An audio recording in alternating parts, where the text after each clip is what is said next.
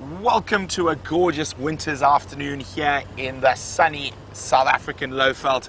My name is Brent and I have Xander on his first solo mission on camera here at Safari Live, so wish him well. I think people obviously decided to give him a baptism of fire by setting him loose for me, so hopefully we find some wild dogs. And of course there we have James and VM out in the other vehicle. Herbie is out tracking and he's checked the last position of the 4 leopards that were there this morning. They have moved, so both James and myself are doing a quick scurry about trying to see if we can find any. I did hear some monkeys alarm calling near the Juma pan about an hour ago. Now of course it is a beautiful afternoon. It's about 23 degrees Celsius, which of course I can never remember the Fahrenheit, but hopefully it's going to be filled with cats and other creatures. And we are live. You're watching me not use my hands driving down a little river system, and we are able to take questions. Is that a leopard track? No, it is not. And we can do that by, you can send us a question by using the email questions@wildearth.tv, or you can use the hashtag Safari Live on Twitter. And it's wonderful, nice thick sand. Don't have to do any work. It's amazing. I don't even actually have to use the accelerator. Put the car into low range, so the low revs, and the sand just keeps steering the tires for me. I could almost get off and walk next to you. But not when there's a corner coming, just in case the car decides to go rogue. Imagine poor Xander on his first day. I just get out and let the car run away with my cameraman. So we're all checking around to make sure where Queen Karula and the cubs have gone, and of course the big boy, Mr. Tingana, was there as well. So hopefully one of those 4 leopards will be found on the Sunset Safari. I might also take a little gamble down to Cheetah Plains and see if the sticks might be around. I did hear a report of cheetah yesterday up north in Buffelshoek, so maybe they've been moving down to the south towards Cheetah Plains. And now to probably one of the most entertaining human beings in the African bushveld. Let's go say a good afternoon to James Henry.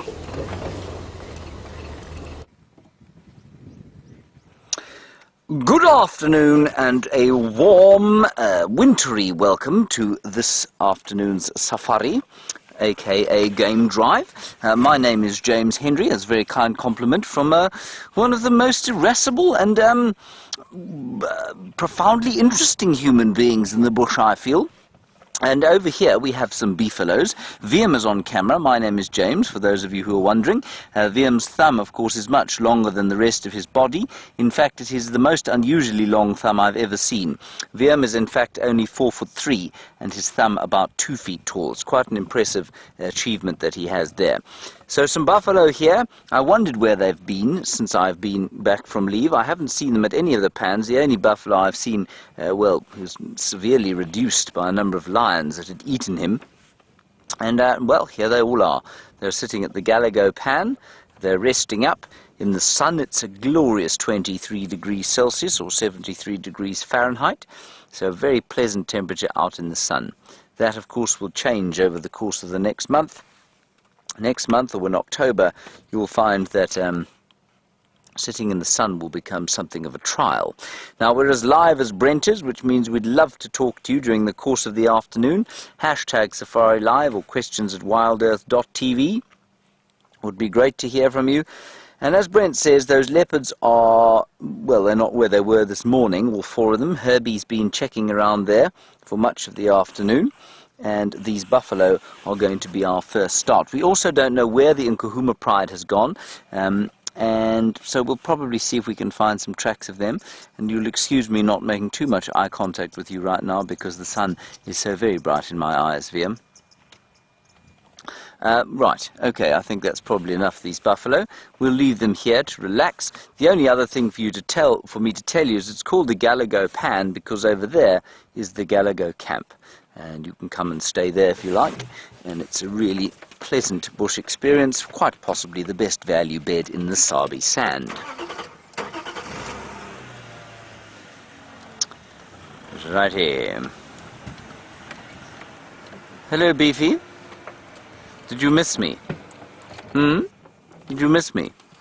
I've been gone for a long time. Did you notice? I don't feel like that you are looking nearly excited enough by my return. In fact, your expression is one of, well, I suppose it could be described as dumb insolence. Yes. Verging on contempt, I'd say. Well, thank you for that. We'll push on. Not even vaguely interested, Vim. Oh well. We'll find something else that likes us a bit more. Very bright sun today.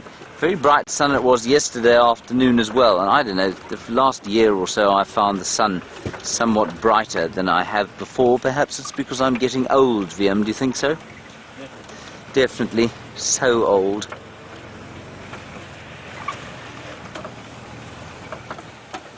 Now, one of the trees that I found very early on when I was here, you know, many medicinal plants, and I know somebody asked during our walk this morning about medicinal plants and whether there were any, and of course there are, but then I kind of ran out of time to tell him about these medicinal plants. This thing, of course, is called Papia capensis, or the jacket plum, and the jacket plum was used originally, the oil in the fruits was used as a gun oil. So when the original settlers came into this area, they obviously it wasn't easy to go down to the local co-op and buy yourself some gun oil for defense or for hunting. And so they'd use the fruit of the jacket plum as gun oil. Then those who were follically challenged, like me, used to put their leaves on their foreheads, and apparently that used to help the hair to grow where they were, you know, balding. I have tried it once before. I'm going to try it again. We'll just see if it works. Obviously it's not going to work. I'm being ridiculous. But that is what the jacket plum has been used for before. A cure for baldness. It's got quite a nice taste to it too. The fruit does. It doesn't taste like gun oil or nitro solvent. Righty, on we go. And while we are going on our adventures, apparently we're going on an adventure, which is quite fun. Rebecca is in final control. She says, while we're on our adventures, let's go to Brent and get an update from him. We'll catch up with you, hopefully, with some good news shortly.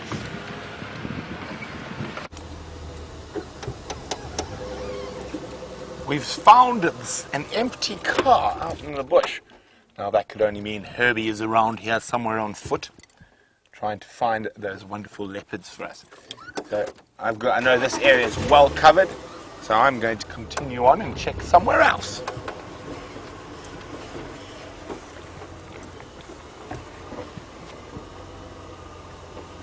Now let's go back into the Milwaukee River to continue our adventure.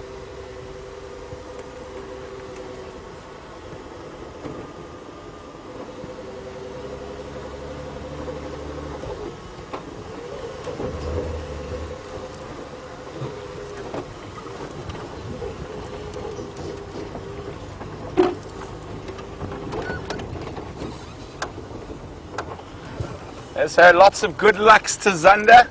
Oh, Zander, now the pressure's on. Oh dear.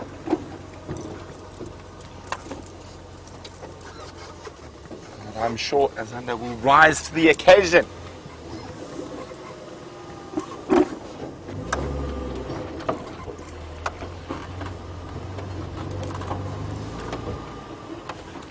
So I want to check for tracks a little bit more carefully. So now, Zander, this is what happens when you have crazy presenters.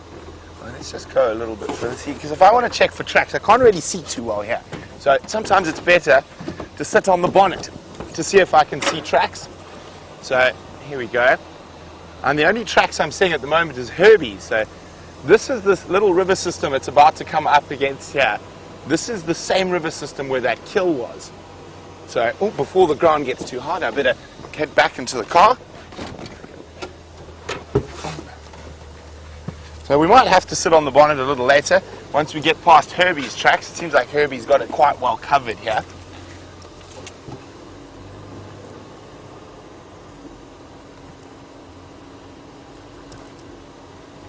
Okay, so we're coming to one of my favorite and I think one of the most picturesque spots in the Mawati River. We've got this wonderful massive scotia tree here. There it is, great leopard tree. But more importantly, as we come down, this little ravine that's coming through here, that is the same little ravine where Karula, Tingana and the cubs were.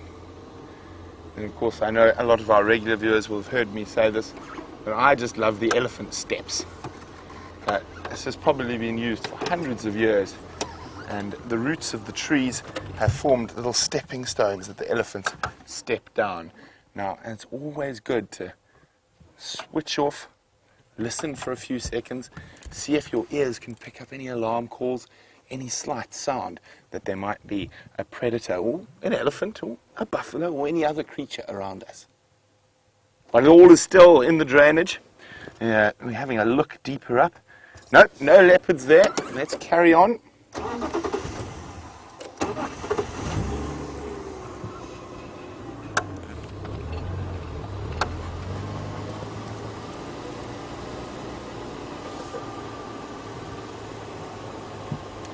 This is also one of the spots where one of my favorite birds on Djuma lives. We don't see them too often. It's a white-throated robin.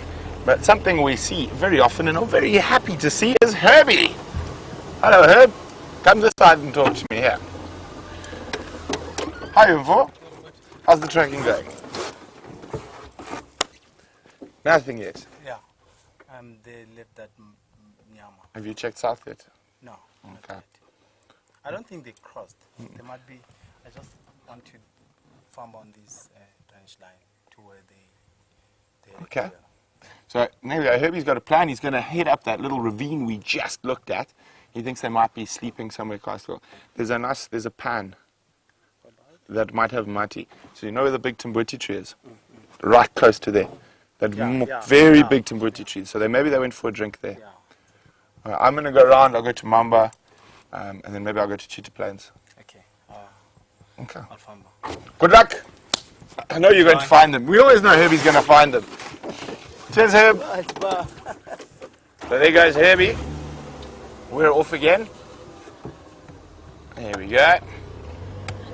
So I think Herbie's right. I think they could still be up there. There is one other spot that might still hold water, and there's this beautiful natural pan next to the biggest Timbuti I've ever seen on Djuma. And someone was asking about squirrels. Do we get squirrels in South Africa? We do.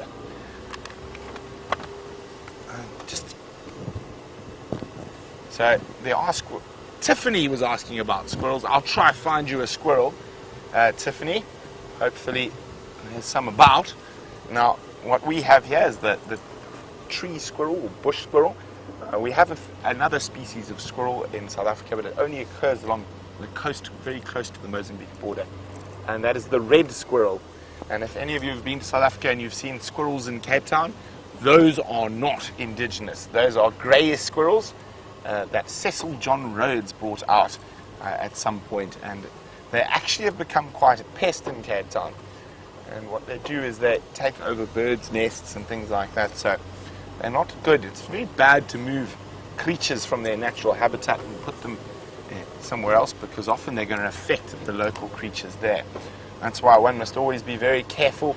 If you've got aquariums or anything like that, you can introduce foreign fish species into the system very easily.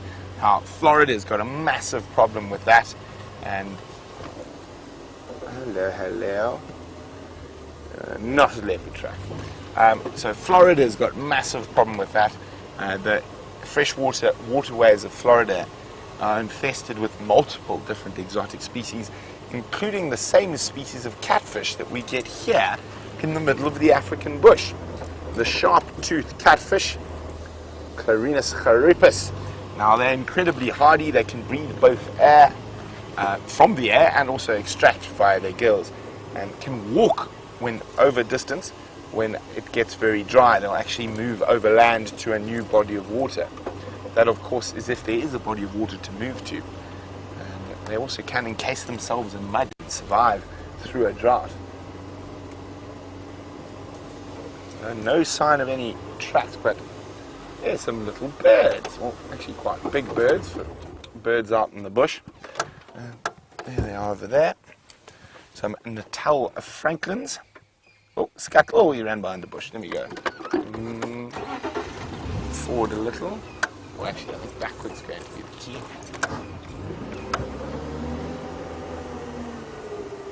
Oh, no, they're being very shy. There's going to be another one coming out. There he goes. Now, ground birds that are actually able to move incredibly quickly along the ground to escape predators, but of course can jump to the trees or spring into flight if need be. And well, we let them continue their forage for grass seeds, termites and other creepy crawlies, and we're going to keep on our search down the Mawati River and then towards Mumba Road, and we'll be listening intently for Herbie to let us know if he finds any tracks. Okay, so before I scare Thunder again by disappearing from the car, or from the driver's seat at least, let's go back to Commander Bond.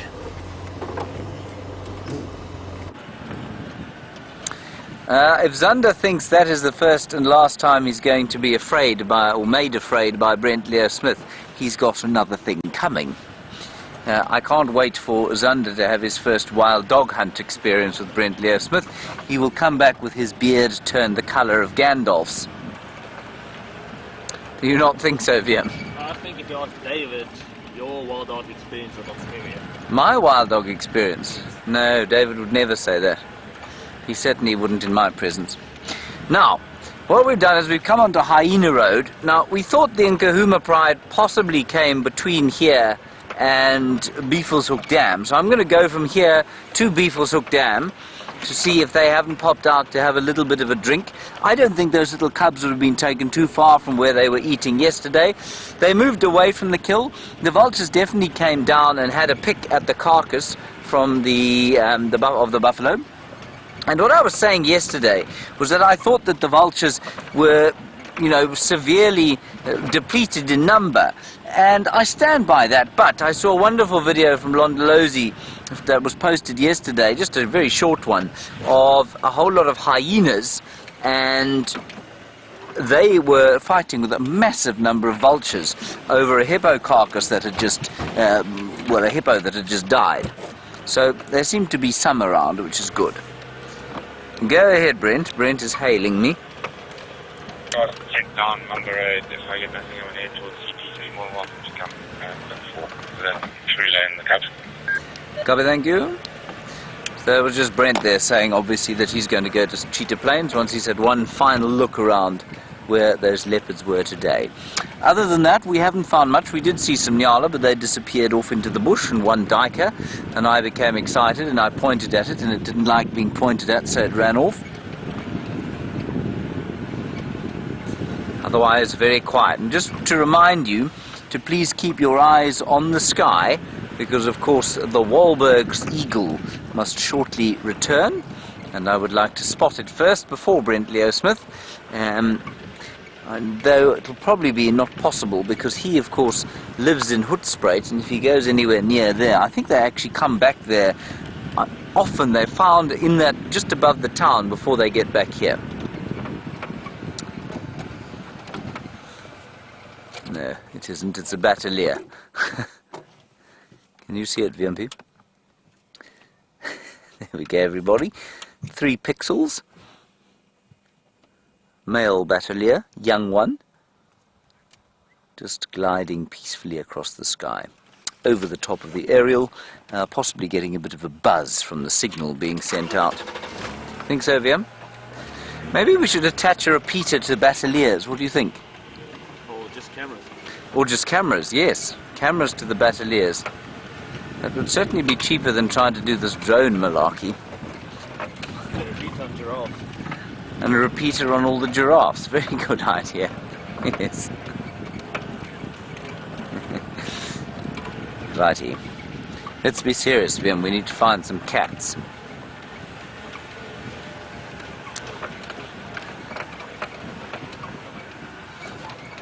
Now, the other thing I just want to try and find during the course of this drive is a red thorn that's been pushed over by elephants, because we had some knob thorn today. Interestingly, you know that the inner bark of the knob thorns and the red thorns are very delicious to eat, but oh, hang on a second. Herbert, I think, has found the leopards. Yeah, ole kuyi baba.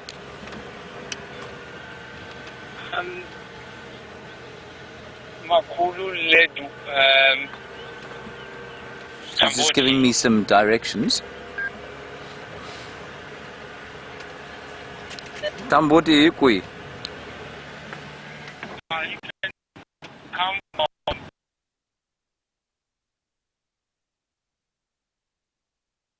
I'll come.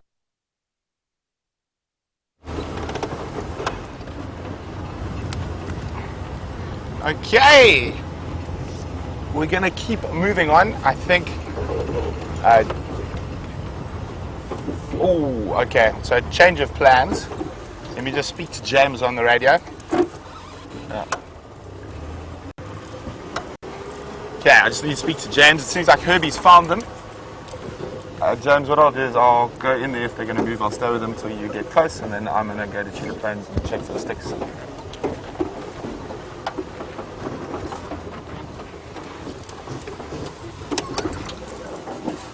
Copy, thanks. I'll let you know when I get in there. Okay, so Herbie's found them, but it sounds like there's elephants around them, so they might move. Copy, thanks, Herb. There's another nyala that comes off Mamba straight to that Timbuti tree, and I'm on Mamba. I'll come in from Mamba.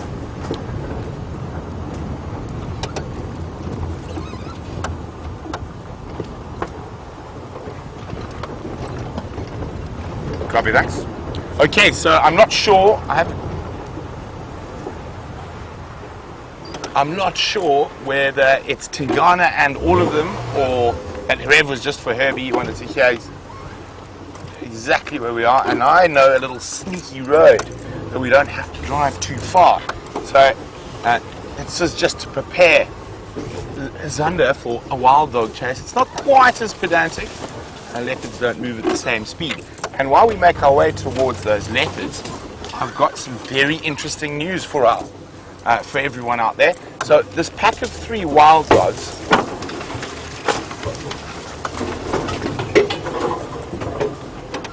Okay, so as I was saying, that pack of 3 we've been seeing regularly is actually all the elephants have changed my road a lot. Let me just go out a bit. I'm going to go a bit higher.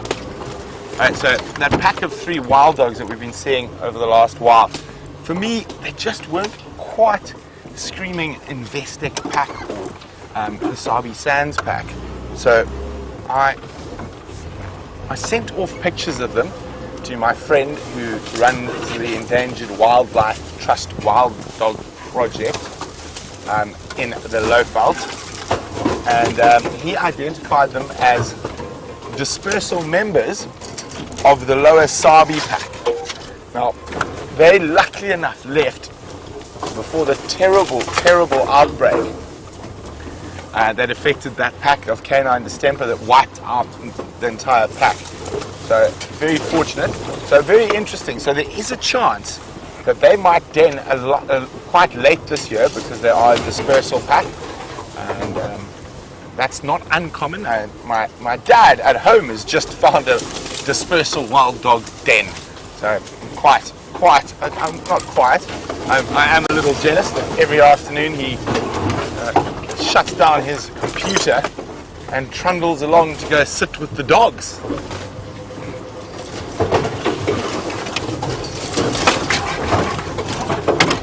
Okay, now enough about dogs, let's talk about some cats. And so it sounds like there's another kill. Isn't this incredible? We'll see what it is when we get a bit closer. Once we hop and skip over all the trees the elephants have pushed down. So on Bushwalk a while ago, I took you guys on a adventure through that Tumbuerty tree where Herbie's found them. It happens to be that you've always got favorite things, and this we've spoken about before, this area, this drainage from the Moati where the elephant staircase is going up actually to where we found Karula. This is one of my favorite areas in the whole of Djuma. And I absolutely love it down here. FM Herbie, I'm just going to take the elephant in Ndlela so I don't have to go through the bush. So as I said, I absolutely love it down here. And this is one of my favorite areas to walk. I've seen honey badger on foot, and I actually did a segment out of this massive Tumbuerty tree. It's my favorite Tumbuerty on Djuma. It's also the biggest one on a wonderful termite mound. And this is very close to that area Herbie and I were talking about where there's a pan. So we do have to do a little bit of... Okay, so let's go. They are right here somewhere apparently. So the pan is just over there. So Herbie says go straight and look into the Shkava, and that's this little ravine. So we'll see if we can get a visual, and then we'll plan our movement from here. Okay, I just need to talk to Herbie quickly. Well, let me just use my eyes. Stop being lazy, Leo Smith. And so they're so they're a little bit further to the east. But and this is quite cool because Herbie and I were just speaking about this pan they might have come to, and that is between us and the Tumbuerty. So we can go have a look, and maybe this is, like we said, it's a really good spot to look in case they come there for a drink. Now, whether it's got water or not, we're going to find out in the next few seconds. And the elephants have been rearranging this route a little bit. There we go. At least there are no thorns on us. So that's the thickest of it over. And we're going to be out in the clear in a few short seconds. Oh, there's a hole. Easy does it.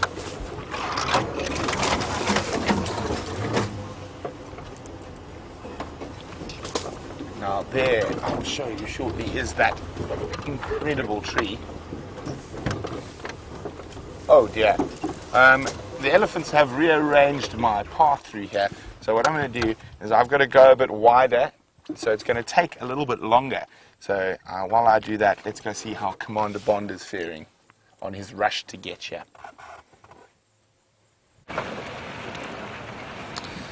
Well, we haven't fared tremendously since you last saw us. We're just turning down now towards Buffelshoek Dam. And just to keep you posted, I'm sure Brent was telling you, but Herbie is guiding him in. He's very close to the leopards. Let's just give him a few minutes to actually work his way in there. I found one lion track with one cub track.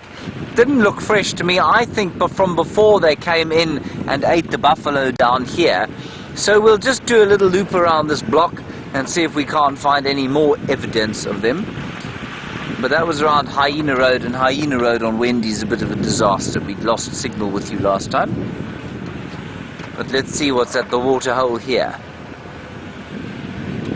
Not very hot, so not likely to be too much going on here, but we might be lucky.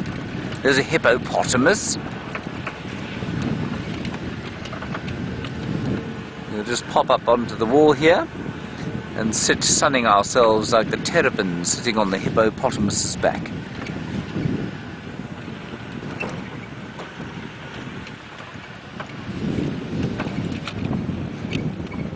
There we are.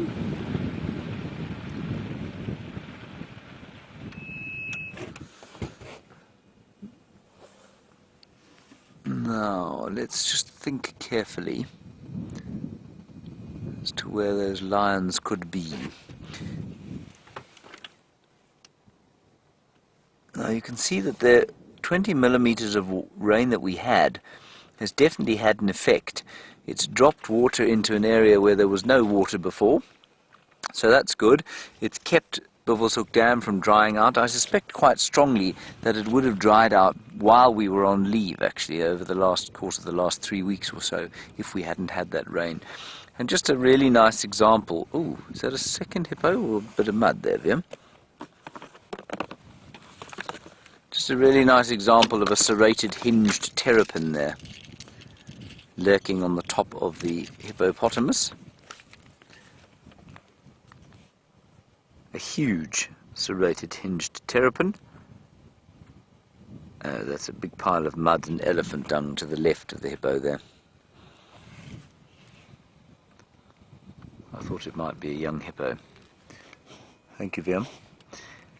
When Viam brings the camera back across to the presenter, it means that he is now thoroughly bored of what you're looking at, and it's time to press on. Not so, Viam. He's now silent, of course. Okay, I can't see any lions there, so let's move gently on. I'm tempted to go down and have a look at that kill site, and let's just see what's left.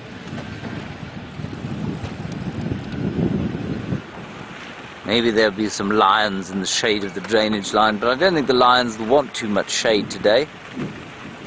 It's rather, I mean, there's a chilly breeze coming out of the southeast, and it's very pleasant sitting in the sun. Which will not be said in a month or two from now. And people will be diving for cover.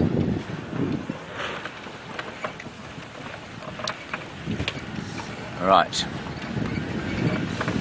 My hair has not grown back as a result of the Papia capensis leaves. I checked. I'm still, unfortunately, going slightly Jason Statham on the top. I like to say that, of course. One might say many other unkind things about being bald. Viam, any baldness in your family? No. No. Doesn't seem to be an issue for you. No.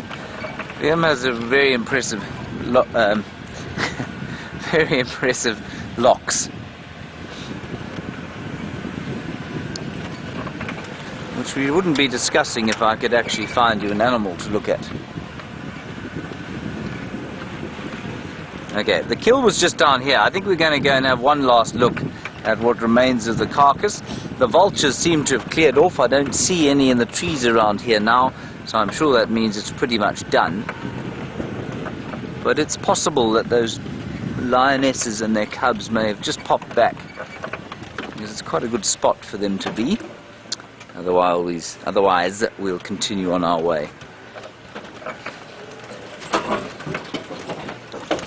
So this is where the kill was, down here, and I don't know if you managed to watch it, but on Saturday night we watched the whole thing live.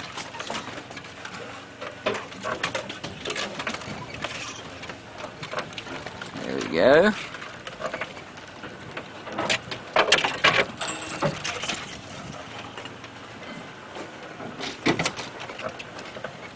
Can't see any lions here. I can see the dead beefalo though. I can smell the dead buffalo as well. Doesn't smell very nice, does it, Liam?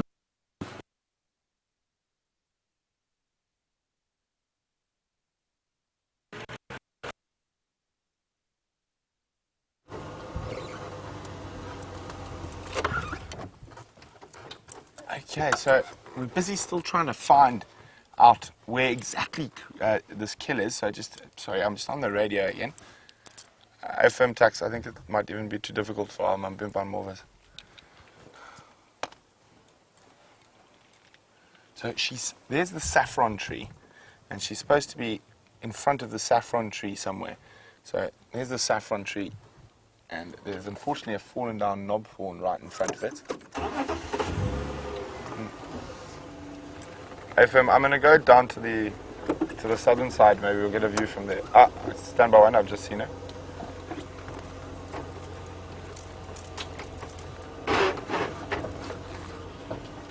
Okay, I've just spotted Queen Karula, and I can't see if there's a cub there yet.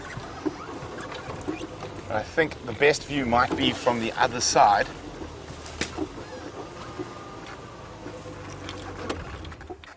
You got her there. And look there, into the shadow. It is a leopard indeed. There's Queen Karula right at the base of this ravine. Oh my goodness. Oh my goodness. Okay, so just come out. Come wide, come wide. And you see this fallen down tree next to me here? Yeah. Oh my God. And giving me the evil eye from about 3 meters. I think it's Xongile.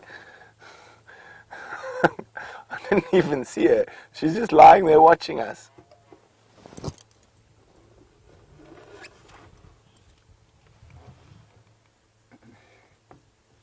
Look at that. And she's just watching us. There's not. Hello, little one. I think that's Xongile from what I can see. Just looking at her eye color. Why don't you guys let me know if I'm correct? Is it Xongile or is it Hosana?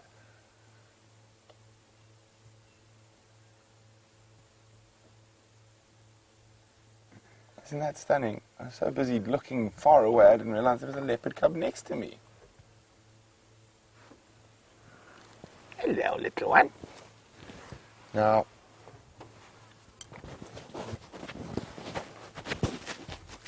and sorry, it seems like I'm now trying to see where the second cub is and where the meat is. It could be at the bottom in that drainage line. So I'm just trying to figure out what's going on around here. Hey, little one. Oh, Queen Karula's on fine form at the moment.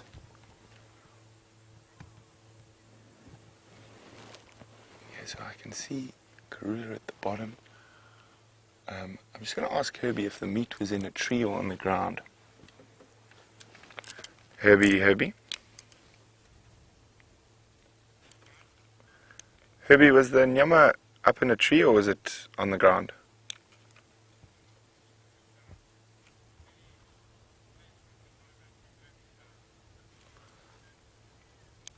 Okay, copy, thanks. Look, there she goes. It's going down, back down to Mom. It's amazing how...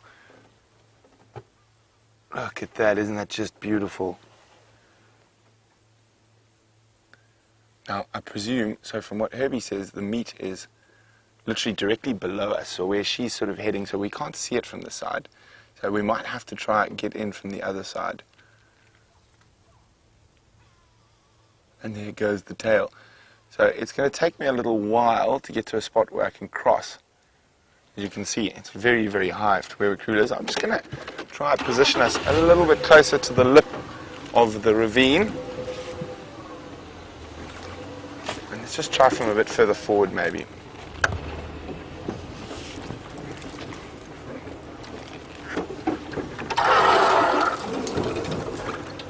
Okay, so he says it's to the west of Mom, which is towards that way. I think it's literally right below us here. Oh, sorry about that terrible noise. Let me get away from that. I'm going to make my way around, but I just talked so much about this tree I adore so much that why not show it to you since we're right here. And it's absolutely beautiful. It's a massive Timberwolf tree, multiple stems, but incredibly gorgeous.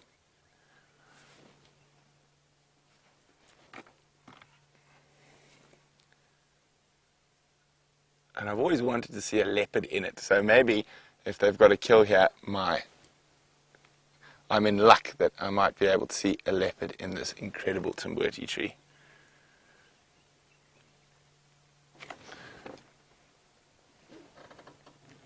Just trying to see, there might be, no, there's no other spot for me, unfortunately, to get a view.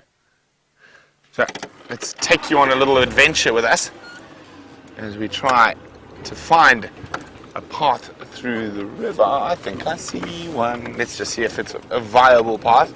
Quite often what looks to be viable ends up in a steep drop. But this doesn't look too bad. Nah, this looks like it's easy days for Team Rusty. Now it's always good to keep a lookout for big elephant paths when you're looking for a place to cross something quite steep. Elephants are incredibly capable of crossing steep areas, but they prefer to try go through where it's not so steep.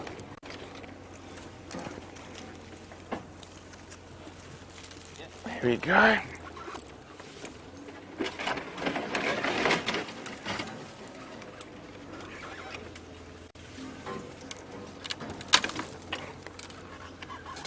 Okay. Oh, look at this. It's a civilized crossing compared to some of the crossings we've had to go through. So civilized, it's almost like it's a road.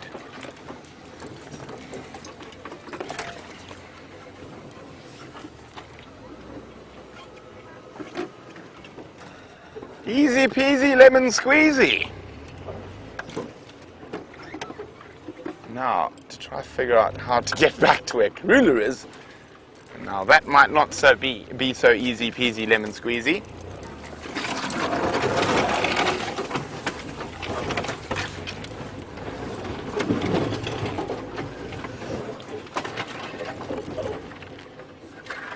So there's lots of S-bends on the river, and she's on one of those bends. So it's either going to be back across onto that peninsula or from the furthest peninsula. My gut's telling me furthest peninsula is the one.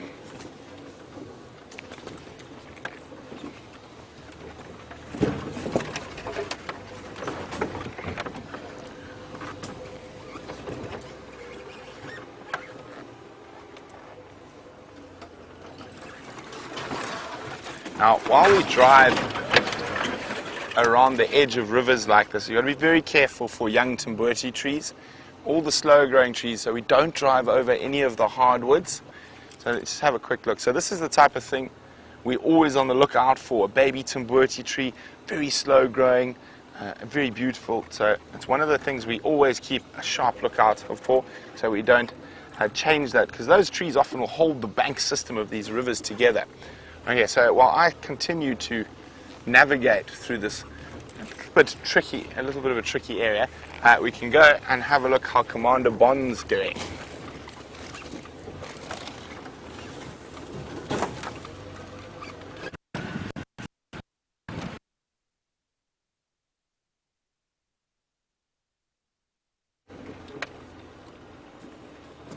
Well, it seems like James is battling gremlins, so you're going to join me in this slightly difficult spot. Okay, but it looks like I found... Oh, these elephants just making my life difficult. Let's have a look. And try to sneak around the stump.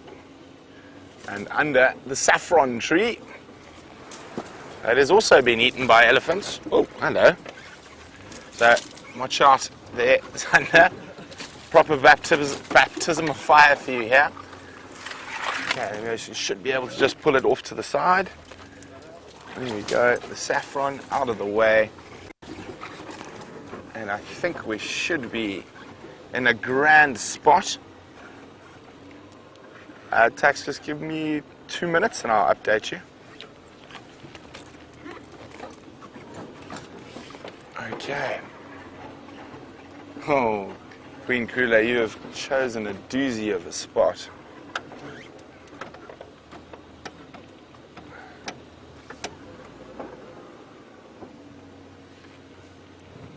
So to the west in the drainage is the meat. So can you see, if you look between those two trees, you just see a bit of a white belly. I think that's Mom having a snooze there. There's Karula, is it? Yes, I think that's Mum. Okay, let's, from where Herbert said,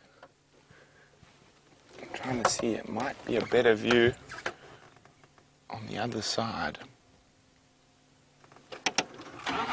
Okay, we'll try reposition again.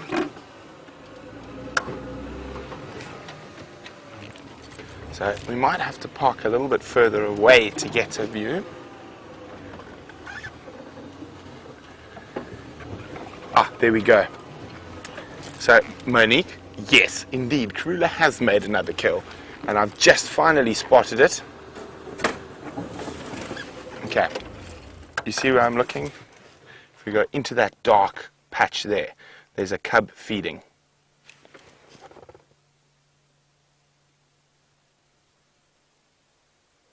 It's a baby nyala, and it's nearly all gone unless the other cub's got the other half.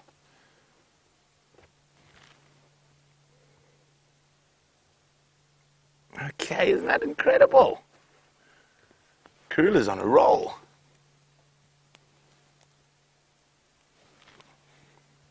Now that looks like it could be Hosana feeding.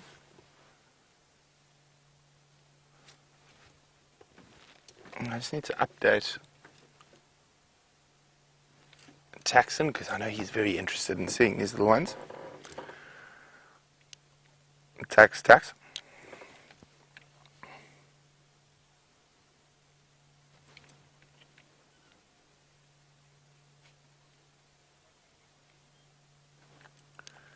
Tax, yeah, there you can get a visual from the southern side of the Xongile. She's bummed, it looks like a Mampimpan nyala. So probably about 70, 80 meters to the east of the Moati junction with the Xongile. So best access off Leadwood. We've had sightings down there before. There's a 2-track that comes off at the corner. That's your best access. When you get there, I'll direct you in.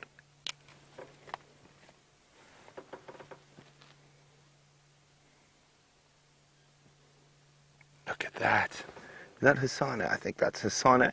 Why are you chewing the hoof? That can't be very tasty.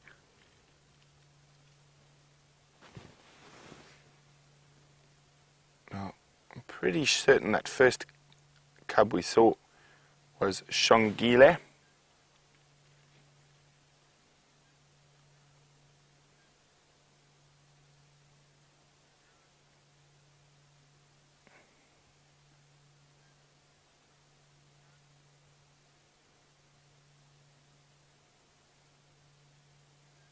Look at that.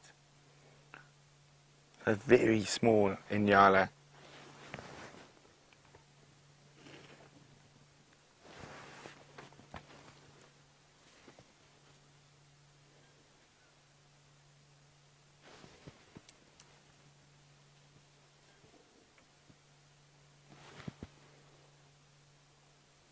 Oh, look at that.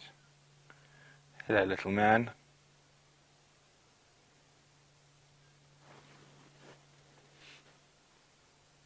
I'm still trying to spot Xongile, but she could be behind to the right, but I can't see her yet, so we'll stick with a nice clear view we have of this cub.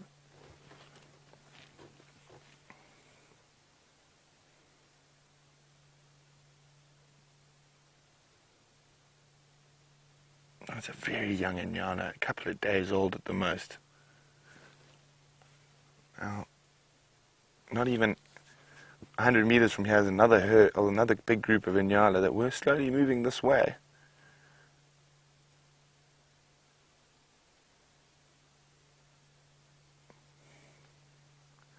Hungry little blighter.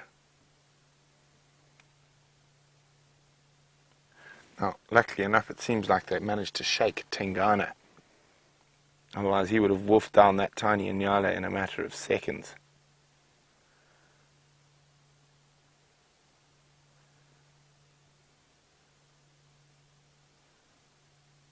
Oh, his sister coming. No. Maybe. I can't really see through the thicket.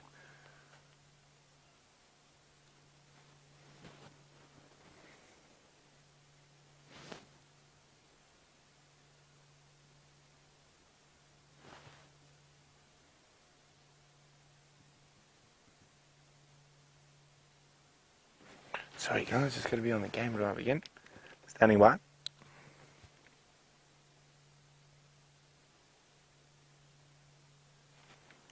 Copy, no problem.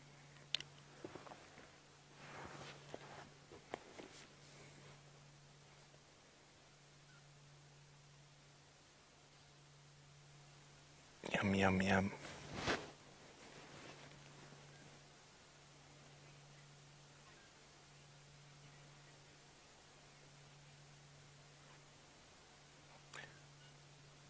So Connie's wondering, do I think he's chewing on the hoof because he's teething? Connie, actually he's removed the hoof, and with this young nyala, he can actually break open those very soft young bones of the nyala and get to the marrow.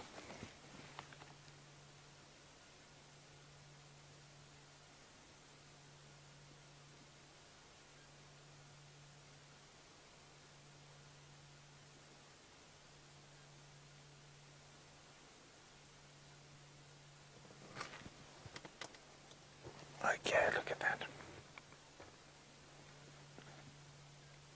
So, looks like that's got a bit bigger. You can see how small that little nyala is.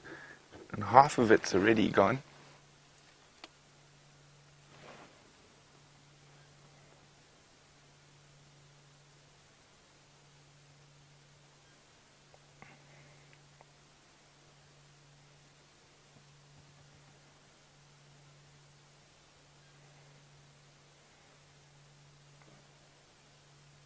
Really, really hungry. Greedy guts.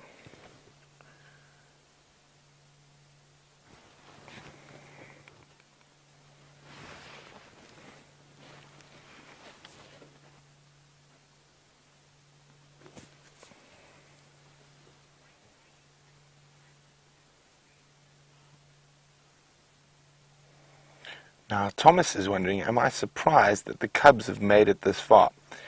No, Thomas. I mean, Karula's a fantastic mother. She's got such a good history of raising cubs to adulthood. And it is a perfect year to have cubs with the drought, so it's easier to catch a lot of the animals out there. And they're just a little bit weaker, a little bit slower. So, no, I'm not surprised at all, Thomas. I'm ecstatic is probably the best way to describe it.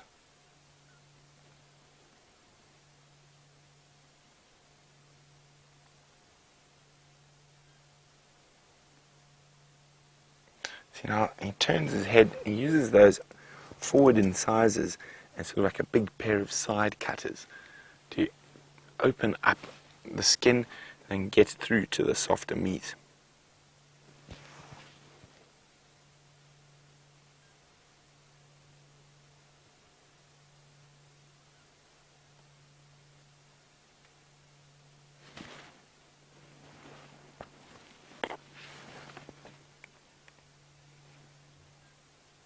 Look at that, chewing away. We're just so lucky to spend so much time with these incredible animals. And we are live with them. I mean, you were seeing this little leopard munching a baby nyala live from the middle of the African bush. It is an absolutely incredible thing.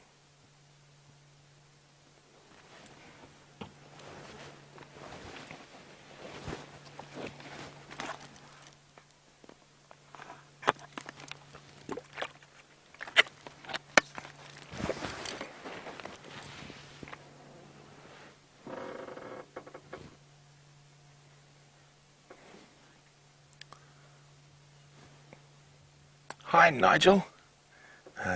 Nigel's in the United Kingdom. And Nigel's wondering, would Mom have killed it with the intent of feeding the cubs first? Yeah, I think probably, Nigel. I mean, she looked relatively well fed when I saw her this morning. But you could see little Hosana was even thinking about trying to sneak up towards Tingana, look at him, Tingana, to try to get a bit more of that impala carcass, but he got growled at. So I think definitely she will often let the cubs feed first, or she'll feed first and then let the cubs have the majority of the kill. Now, this is what leopards are bred for, is to spread as much of their genetic line as possible, so the survival of those cubs is critical. So she will put a lot of effort, and you can just make her out there between those two trees.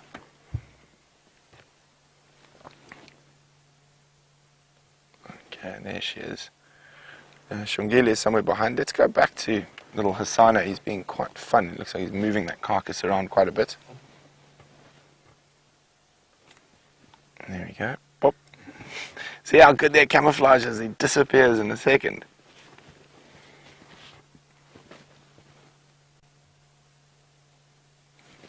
Yum, yum, yum.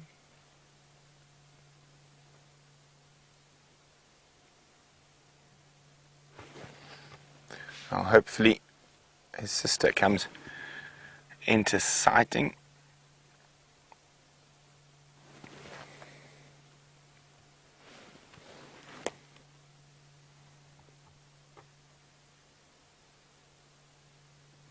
Look at that. I have binoculars. Let me see if I can spot little Xongile. She looked quite full when we saw her on top of the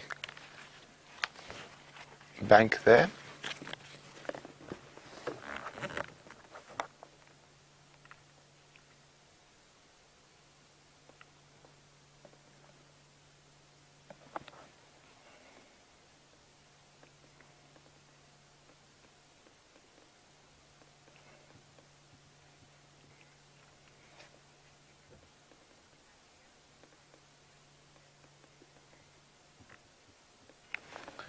So Anne is wondering about the cub's paws, and you can just see that claw coming out there as he grips the meat to hold it in. Now, Anne would like to know about the size of the cub's paws. I think at this stage they're probably about 50% of Karula's size. Now, that little man, probably by 9 months, will have bigger feet than Karula. All just depends. Like, some people have big feet. Some leopards have bigger feet than others as well. Oh, can you actually hear him crunching through that soft rib cage of that baby nyala?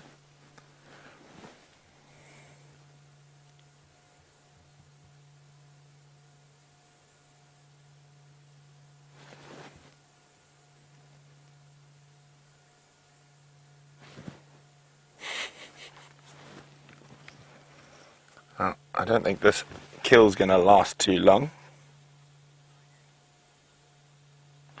Monique is wondering, do we have visuals of Tingana? No, we don't, Monique. I don't actually think Tingana's here.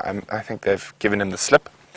As I said, I heard Monkey's alarm calling around Juma earlier. So what I'd recommend is keep a lookout on the Juma dam cam, especially later on tonight. I think Tingana might make an appearance there.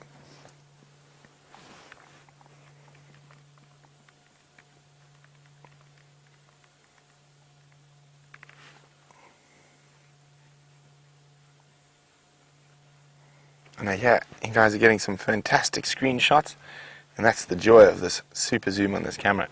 Now, that's too far for me to get a good photograph, so that's why you don't hear my camera clicking away. Sorry about the movement. I'm just trying to get myself into a slightly more elevated position so I can see if I can spot Xongile while he continues to munch away.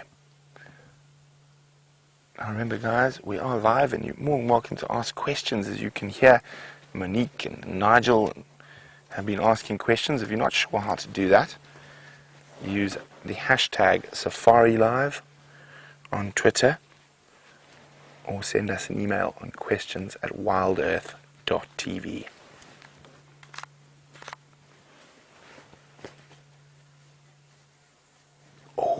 We might be in for a double surprise. While we're sitting here, I just heard the elusive white-throated robin chat calling, so hopefully it comes flitting about closer to us. As I don't know if any of the other presenters have ever put it on camera, but we've only ever managed to get a really good sighting of it once. We hear it calling regularly around these parts.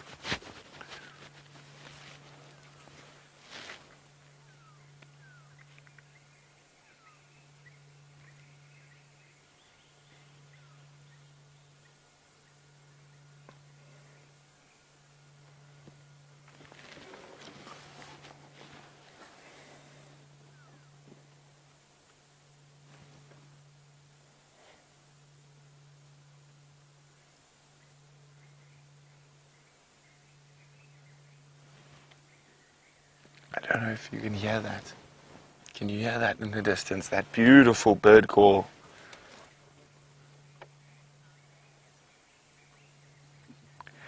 Hi, Brenda. Brenda says, this is fantastic. I got rid of cable and found this and never looked back.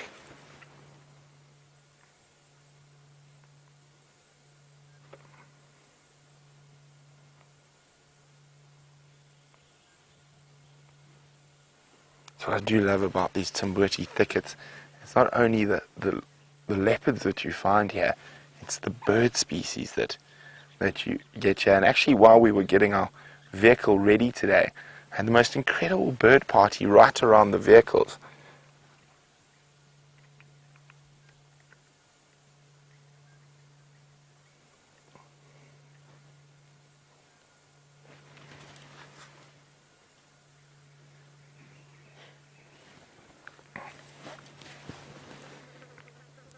Now, B. Wilson's wondering, is there already a size difference between Hosana and Xongile? Very slight, but from this age going forward, it'll become more and more apparent. So it's very slight at the moment, but it will start getting a little bit more obvious.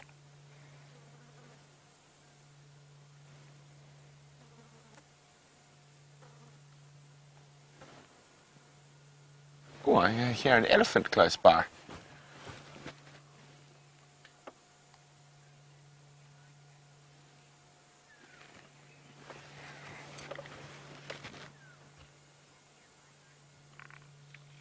Now, me and my cat would like to know, do I think Hosana will eat the whole thing by himself? Or why is he not sharing with his sister? Well, when I saw her, she looked quite fat and full, so maybe she has been sharing with him and now is just being a little bit smaller and not going to grow as much, that he needs maybe a little bit more than she does.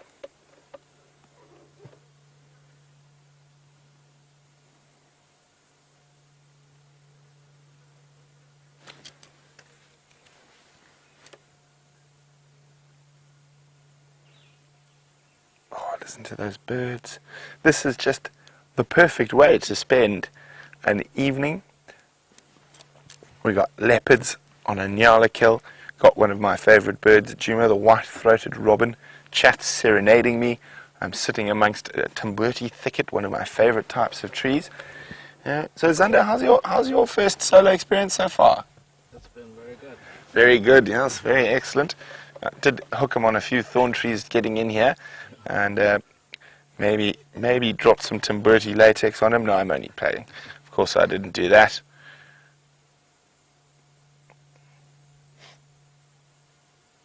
It's so nice to have Karula spending more and more time back on Juma again. Now that the cubs are a little bit older, I think she feels a bit safer around hyenas and their reaction times. There's definitely some eddies around, over here somewhere, off to the right. I can't see any, I can just hear them breaking branches.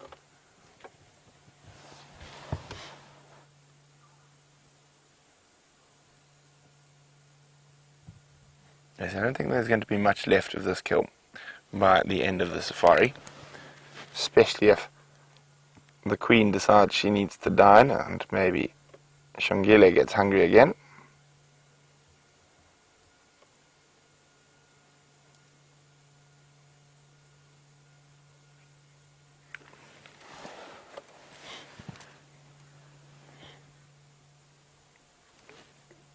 Hi, Carrie.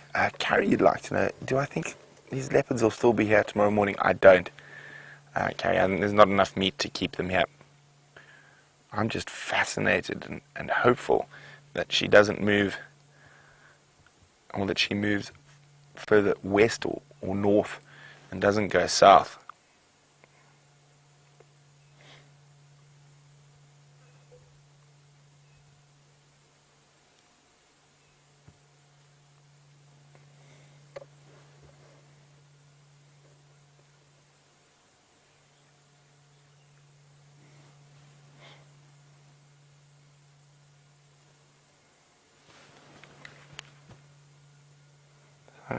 Apart from that initial visual of young Xongile. I think she's just lying behind him there in the shade somewhere.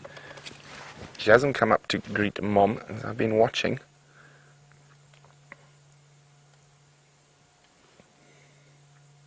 Oh, yum, yum, yum, yum, yum, yum.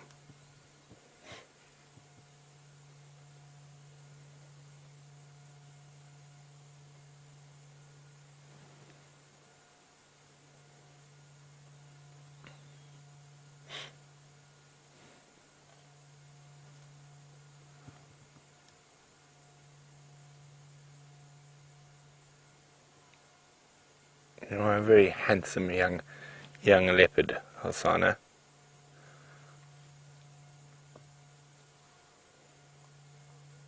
So with most of the big cats and actually predators in general, leopards and lions and that are weaned at a very young age and become dependent on meat quite quickly. They're completely off milk from about 3 months. In the leopard's case, lions are a little bit longer, but and obviously puts pressure on the mother, because not only does she have to lactate, so she needs to eat enough to produce milk for them, but even from early on they're already eating meat, so she has to still provide them with meat. Oh, is that? Did I spot sister? I think I might have. Just give me a second. I think I finally spotted her. Well, I spotted a flick of her tail.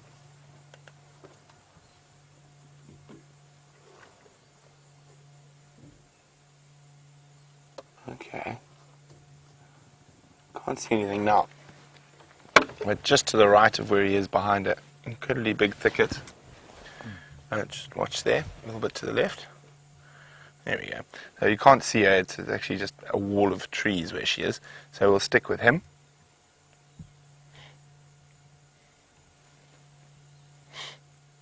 Now, I've been lucky enough to spend time. This is my second set of Karula cubs that I've spent time with. Of course, Quarantine and Kunuma were much older when I first got to see them last year. And before the end of the year, they were already almost independent young males. Now, I think these two cubs, for me in particular, are always going to be incredibly special, since we've managed to see them within a couple of hours of them being born. So isn't that exciting? I mean, less than 8 hours old, we found these cubs for the first time.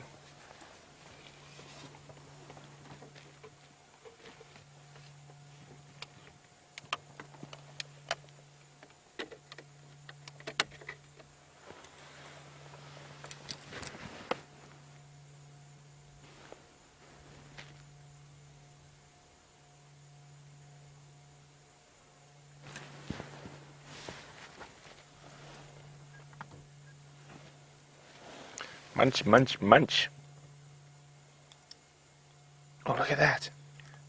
He's trying to get in there.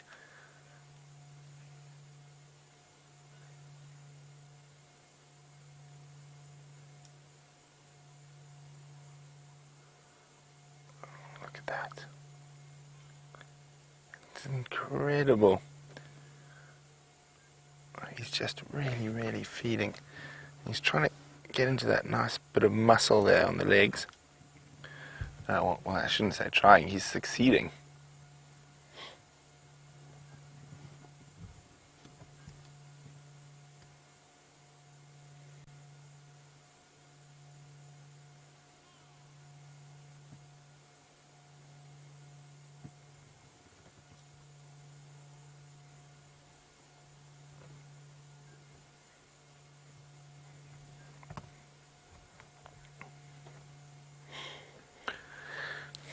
Now, hi Tanya. Now, Tanya is asking a question that might cause a little bit of controversy, but controversy is good. Tanya would like to know, do big cats take on their parents' looks? Well, I suppose to a degree size and coloration is definitely taken on, but individual identifying spots, etc., I don't believe so, and I've spoken to many people who've researched leopards for many years, and it's agreed that to say that a leopard has similar spots to its mother or whatnot is really pushing your luck. It's similar size, similar shape, similar coloration, but I don't think similar spots. Now, I'm sure there's a few people out there who are going to disagree with me, and that is your decision, but I've been watching leopards all over Africa for many years, and I really don't believe that is the case. I've seen cubs that look nothing like their mother before. But anyway, we're going to keep sitting here. Hopefully young Xongile pops out to come share that baby nyala with Hosana. Until then, James has got a fluffy creature of his own.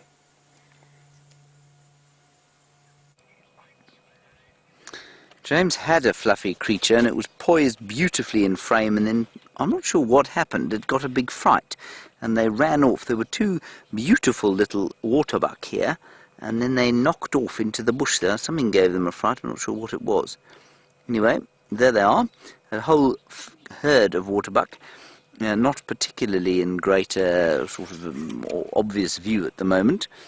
You just sneak slightly forward. They're really quite nicely backlit through the middle of the bush here.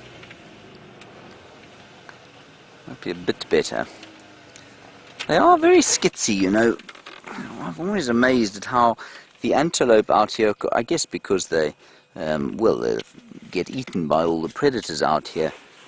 What we find is that they don't ever actually acclimatize or habituate to the vehicles in the same way that many of the other animals do.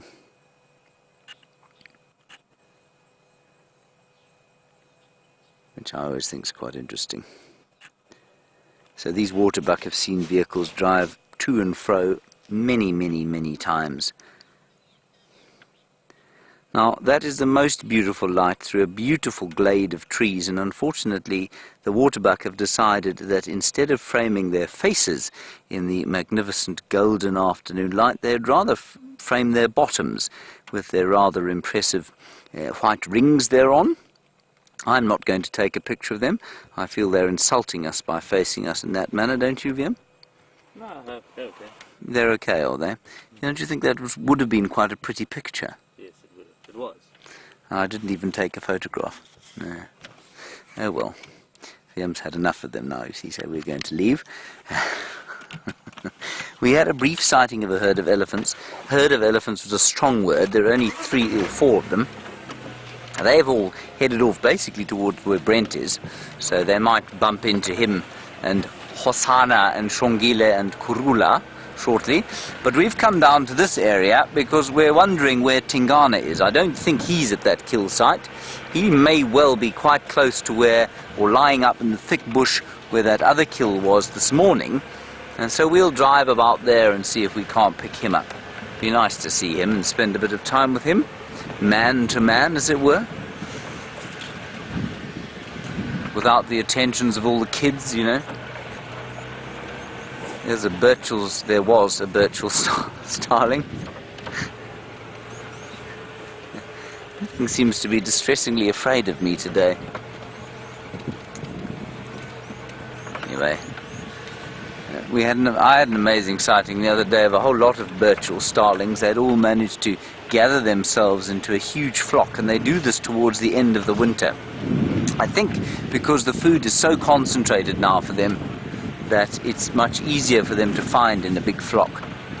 In the same way that the buffalo herds get bigger, those waterbuck herds have got bigger, as the water and the food is that much more concentrated. Anyway, let's go up onto the ridge crest here and see what else we can see.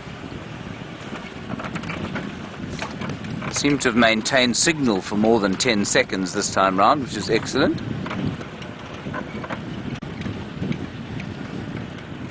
Hello Matthew, you're a new viewer, and wonderful to hear from you, and thank you for watching us. You want to know what time it is here. It is now It is now 4:15 in the afternoon. Not quite tea time, but almost. And we'll be going until 6 o'clock in the afternoon, in the evening, and it'll be dark by then. So that is Central African time. 4:15 in the afternoon. And if anyone else is a new viewer, please do get hold of us, #SafariLive, or questions at wildearth.tv. That's #SafariLive on Twitter. And you can tweet through your questions or your comments, and we'll do our very best to answer them in a manner that is both satisfactory and entertaining.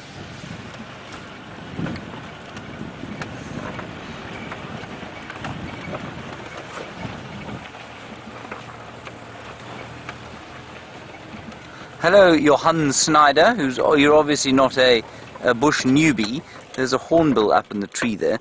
Johan, you want to know about marula fruits and things that are nice to eat out here, and you say, other than the marula fruit, is there anything nice in the way of fruit to eat out here? Johan, the answer is yes. Not a huge amount, but there is. And obvious examples would include the white berry bush, the guarri bush, which makes very nice sort of red berries. Normally only, though, after a year of good rain. If the rain hasn't been good, we find that the guarri bush fruits are very bitter, very tannin-filled and not very nice. And you get something called a sour plum, which is also quite nice.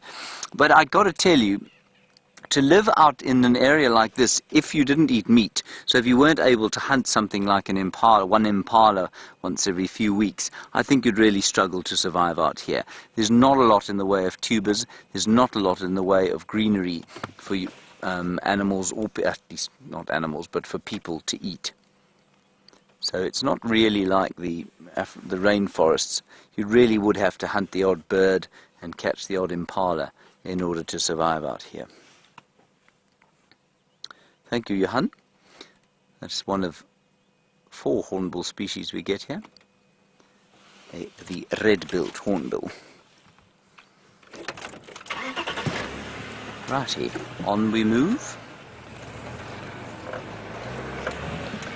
to the top of the ridge crest.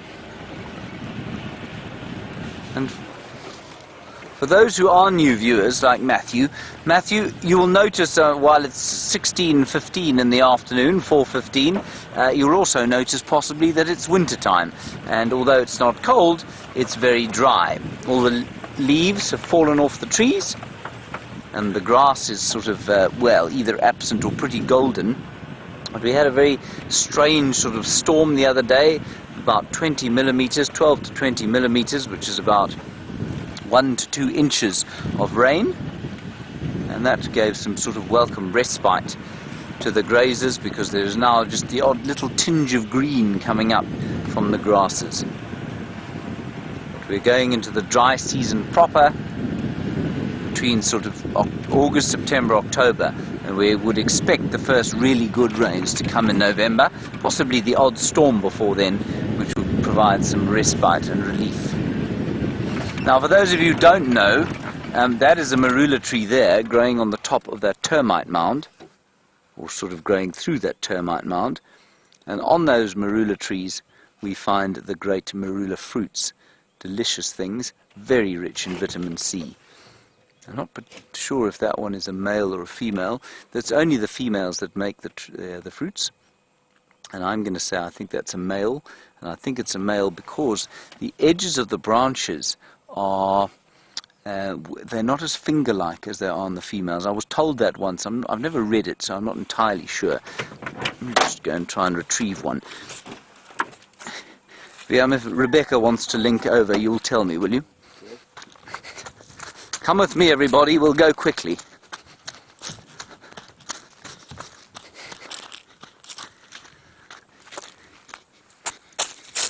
Here we go. The other way of telling, of course, is to see if there are any pips underneath the tree. And in this case, there are no pips. No seeds, no nuts. So I'm pretty sure that's a male tree. And this is the branches. And you can see here a very kind of, I mean, the branches sort of terminate in those very scraggly little twigs. On the females, this would probably be branched 3 or 4 times, and that's so that it can bear the fruit. Lots and lots of fruit normally per tree, depending on the water. We had a very poor marula season this year as well, because of the rather dire state of the rain. Righty, that's the wrong way. Let me get back into the car. Okay, and on we go.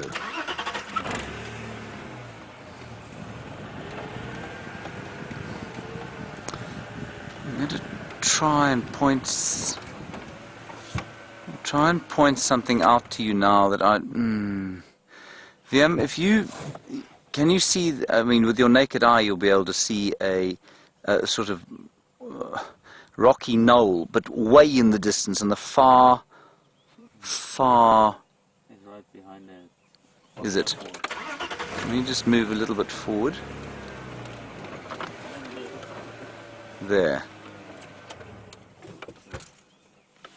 Right-hand corner top. Right-hand corner top, right. We don't have a very long lens with us now. No, you can't really make it out. Anyway, I was trying to show you a view there of what we call the koppies. And I think, if I'm not mistaken, that is probably Struiskoppie, which is on Mala Mala, an iconic game reserve to the south of us. I think there's an animal on top of it, which you definitely won't be able to see. Are we looking at the closer one? I'm now looking at the closer one, yeah. There you go. What you mean the far one? I did, but I didn't think you were going to see it. There's definitely something up there. It might be a human being, perhaps having a sundowner. Now, sorry, we had a question and I've missed it. Can you give it to me again, please, Rebecca? Rebecca's directing us. Ah, Barbara. Well, here we go. Let's look over here. Let me get out of the car again. You say, what normally comes first, the tree or the termite mound? I would say that the jury is slightly out on that, but I am almost certain that in most cases the termite mound comes first. In this particular case, I'm going to say the termite mound came after, and I'll tell you why. So I don't think there's a definite way around it. In that case, it definitely came afterwards. That marula tree was not there beforehand. Some trees love to grow on termite mounds. Scotia, I know Brent was showing you a scotia tree earlier today, or a weeping boerbean. They grow on termite mounds. Termite mounds don't grow around them. Here, you can very clearly see that this is one plant, right? And I'm pretty sure that the termite mound grew up over here. I don't know why it would have happened like that. It certainly hasn't killed the tree, and you can see bits and pieces of it still growing out of the termite mound. It may well have grown up as a result of this dead tree here that's fallen over, and the termites have kind of been attracted to the dead wood here, and they may well have just decided to kind of build their mound here. But it's an interesting one. I don't really know why it would be that they chose to build it around this guarri bush. They're not known for eating guarri bushes, and guarri bushes are not known for sort of wanting to grow inside termite mounds. So I think that's quite interesting. Quite a lot of nice fruit on these trees when there is a good rainy season. And then the other thing I noticed on this particular tree, here we go. Yesterday I noticed this. These ones aren't quite so nice smelling. This is a magic guarri. It's not a natal guarri, this is the most common one. But they have got flowers there. You can see the flowers are just starting. Very indistinct. Yeah, too close. No, too close. You got them now? Fussy guy, Wiem. There are the flowers, and on the natal guarri, they have a very subtle sweet smell. But these ones, for some reason, do not. Anyway, that's the sort of first flowers I've seen this season. Righty, see what else we can find. Barbara, I know that's a very unsatisfactory answer, I'm afraid. That's just the way it is. There's a termite mound sometimes comes first and sometimes it doesn't. On we go.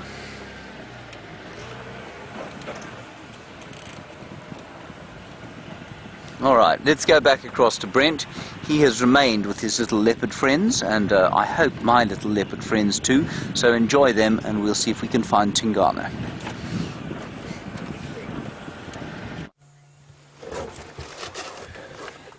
So we're still sitting here in one of my favorite spots of Djuma with possibly some of my favorite cats in Africa. So, and Herbert managed to find Karula. She's made another kill. We don't have the best visuals of her and Xongile, but young Hosana is right down in the bottom of this little ravine, munching on the baby nyala. So Karula must have moved no more than 150 meters and caught something else. Now we've seen Xongile a little bit earlier, but we haven't seen her for a while. There we go. There's going to be almost nothing left shortly, and I don't think these leopards are going to be here in the morning.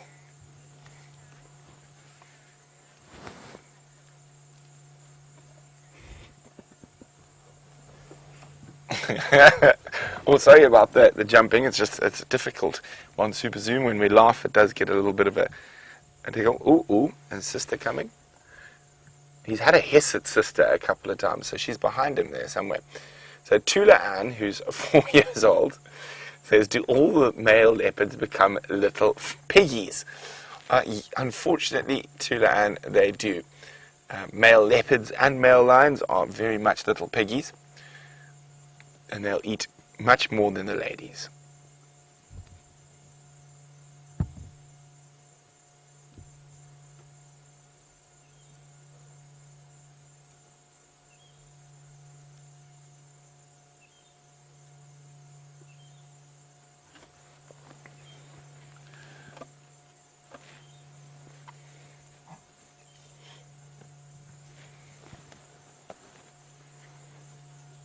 Oh, look at that.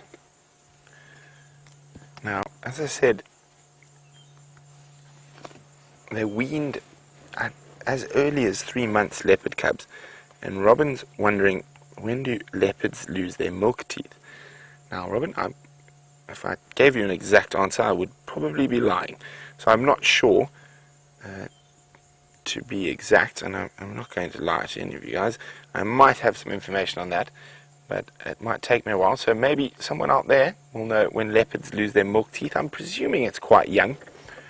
They must have milk teeth, yes. I'm presuming it's quite young, but I'm not 100% sure of the age. So if you know, or you have any information on that, please send it through to me, questions@wildearth.tv, or use the hashtag #SafariLive on Twitter.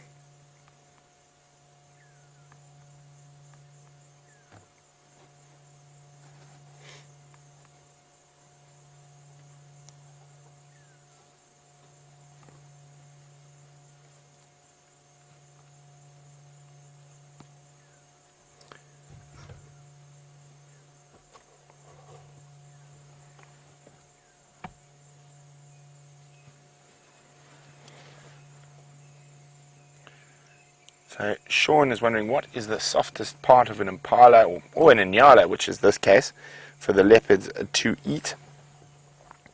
Well,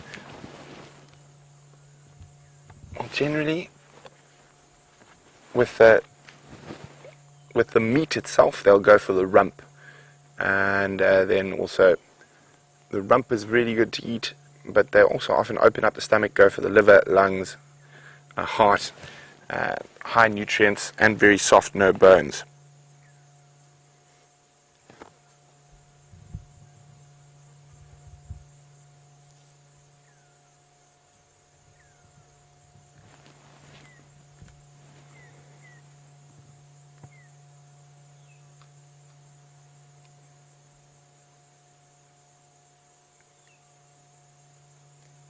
Okay, so unfortunately I don't actually have in my information here that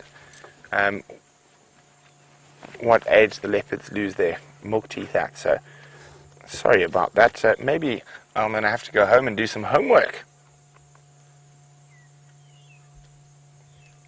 Now he's powering through the remnants of that tiny little nyala that was caught. That calf is tiny. I mean, maybe a couple of days old at the most.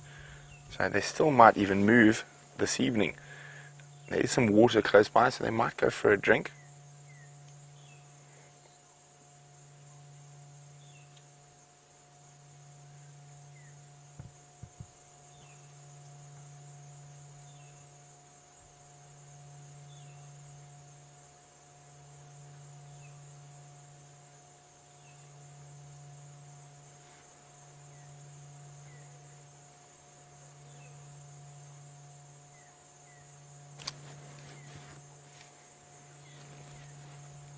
As I said, it's incredibly peaceful here where we're sitting. And I'm hoping one of my favorite birds, and a bird we've only managed to get on camera once that frequents these type of areas, pops up as well. It's a white-throated robin chat. I heard one calling a little earlier, but they've been a bit quiet now. Oh, where are you off to, mister?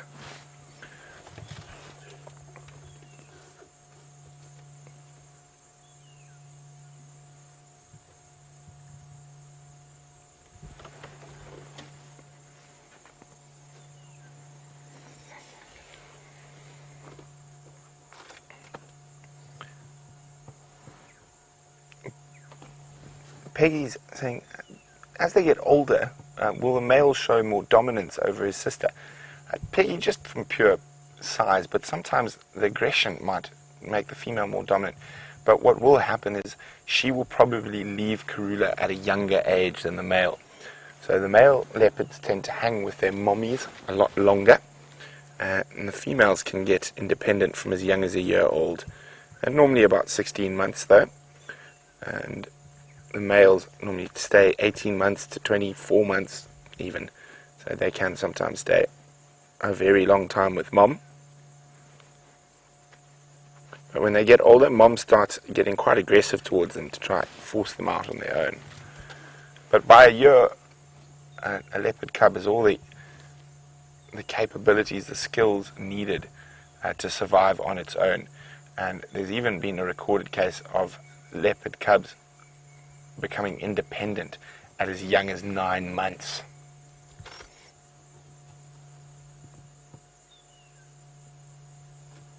Oh.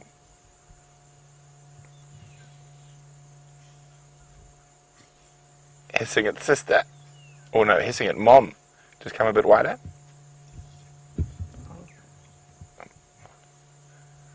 So mom came down, and you saw that the aggressive little chap not wanting to share with mommy. He might run off with the carcass. He doesn't know what to do.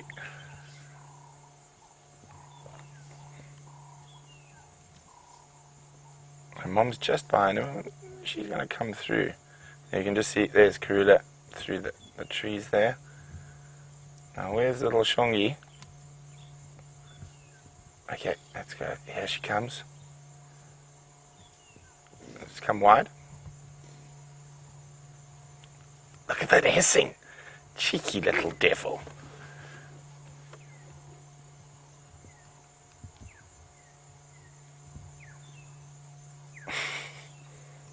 Look how his ears are flat. Oh, hiss it, mom.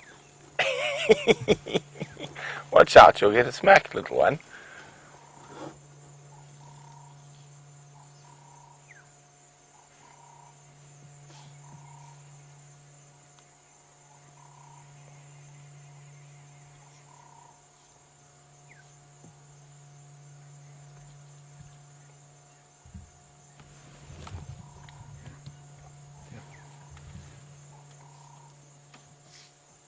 So it's incredible how precocious that little cub is already. Just watch how his ears went flat. And Karula sort of probably just looking and going, oh my goodness.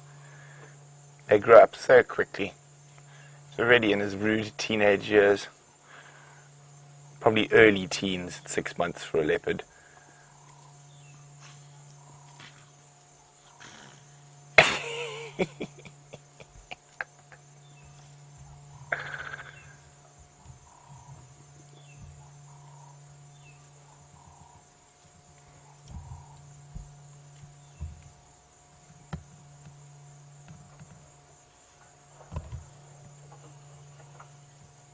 There's Mom just lying flat cat next to her precocious child.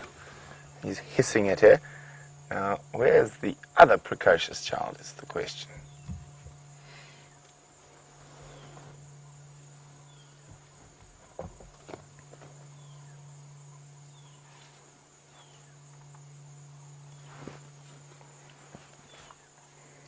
As I said, I don't think there's going to be too much of that left too soon, or very soon, sorry.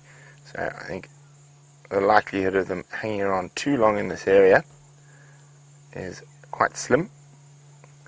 I think they will definitely try and move, maybe even before it gets dark. So we're going to sit here playing the patience game, as a lot of our long-time viewers will know, a favourite game of mine. But it's definitely worthwhile when you've got and we've got such incredible cats to spend time with.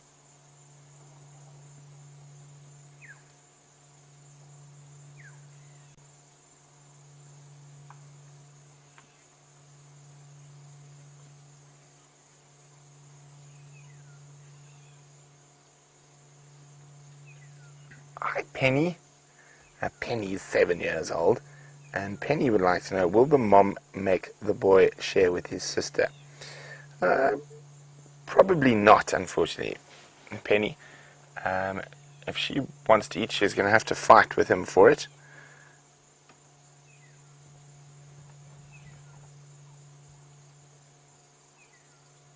Life is tough out here in the bush.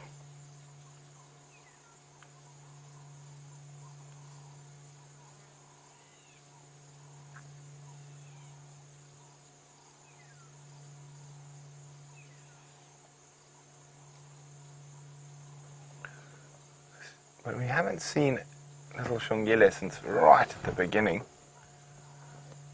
And she was up on top of the bank staring at us.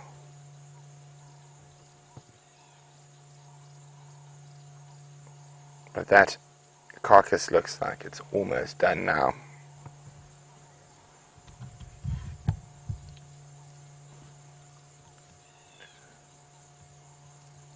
I keep checking around just in case she's on a little exploratory run like where we found her earlier.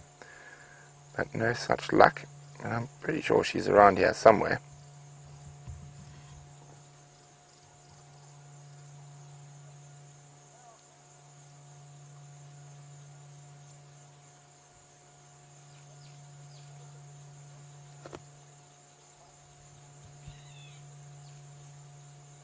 You can hear the bird life. The little bird party moves towards us. Oh, what's you spotted? I think that's sister, wherever he keeps looking back. Oh, he's chuffing at his sister. Chuffing is quite a strange thing. Now, leopards and tigers... Oh, there we go, Karula's going to steal it. And it chases him off. Yeah, you little monster. That's what you get for being cheeky. One little snarl from Karula sent him flying off. Now he's going to stalk birds. We can't really see him now, so there's Karula. She's hungry. My turn.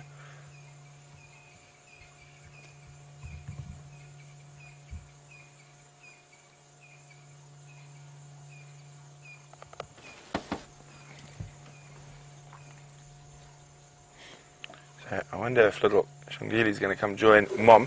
So what I'm going to do, I'm just going to move forward so you can see the scolded one. A little prince. So even if you're a prince, you're not beyond getting a good telling off by your mom.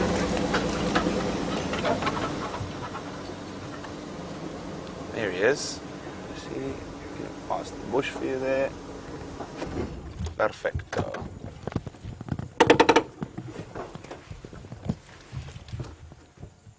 looking a little bit sheepish.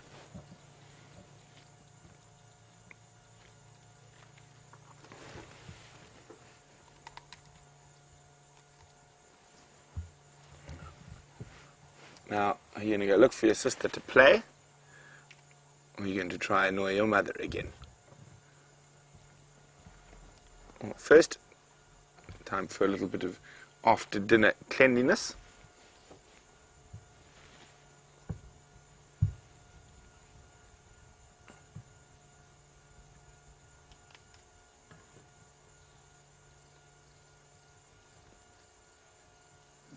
Well, thank you very much, Jilly, for cub teeth. It's between 5 and 6 months that they lose their cub teeth. And on 6 months, it is their birthday today. Well, not properly because they're not a year old yet, but it is their 6 months today. They were born on the 2nd of February. And we were lucky enough to be there within hours of the birth when they were tiny little worms. These little sausages, little spotty sausages. And they've grown up so quickly.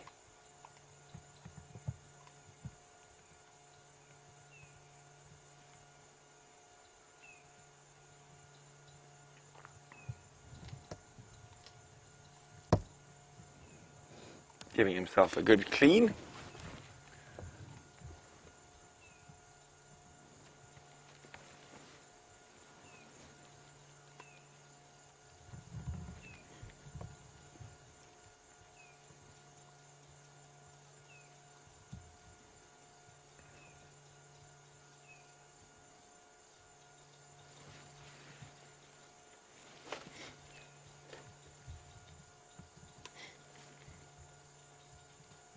Oh, here we go. Are you going to go back to cause trouble with Mom? Or are you going to go look for your sister to play with? Or we're just going to lie down and eat and clean some more. Let me just move back slightly. Ah, there we go.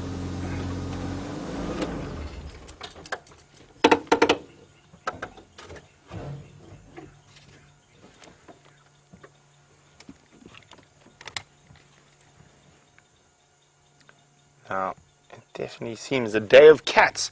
So, from one leopard licking itself to some other cat, or, completely made a hash of that. Well, let's just go see what James has.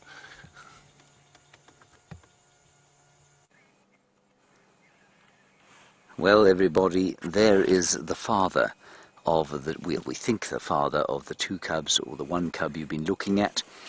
Both of them I think you've had today. And I have to tell you that this was not my doing, this is Viam's doing. He said, let's just stick our noses in where the kill was this morning. And I said, all right, if we have to. And I thought, well, you know, you don't want the cameraman getting grumpy with you. So I said, all right, we'll do it. We stuck our heads in here. He wasn't around, and I said, that's it, we're leaving now. And then as we drove out, he pointed at the termite mound, and he said nonchalantly in his Viam-esque way, he said, there he is. And there he was, lying over here, cleaning himself, as his son is doing. Look at there. You don't need to see me taking pictures. There we are.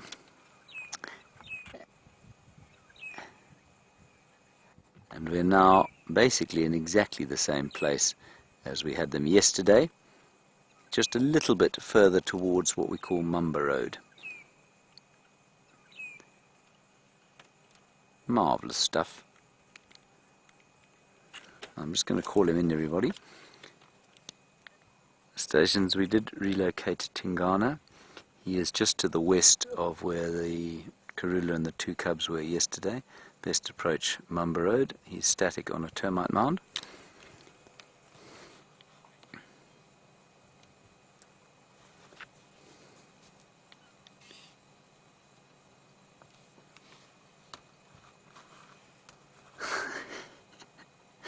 I had absolutely no faith that we were going to find this leopard at all. I feel ashamed and at the same time honoured, of course, to be with the great Viam Durenbrock, tracker extraordinaire and great cameraman and drinker of insipid hot chocolate and coffee drinks in the morning.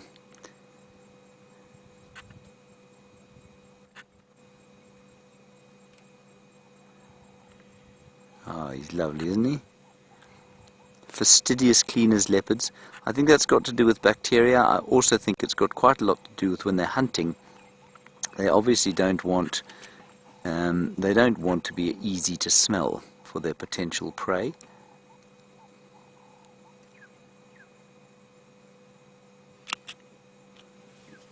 That's a very nice shot of him.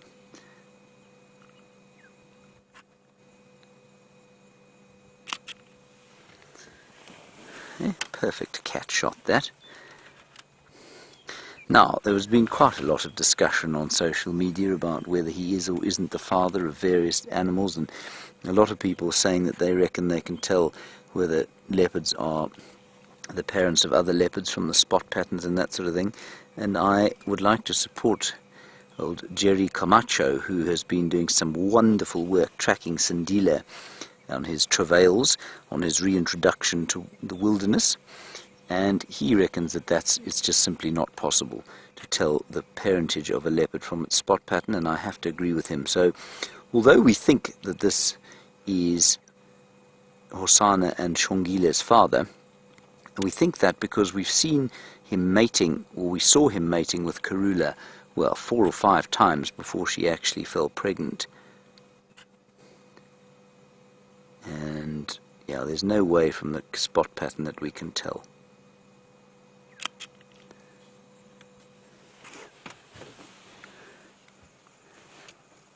He's great, isn't he?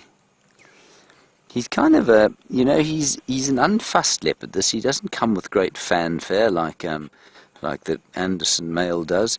He doesn't come with the sort of mysterious blue-eyed look that Mvula came with. He just kind of gets on with it and has slowly been, I guess what you'd say I hate to say this, but he's a plodder.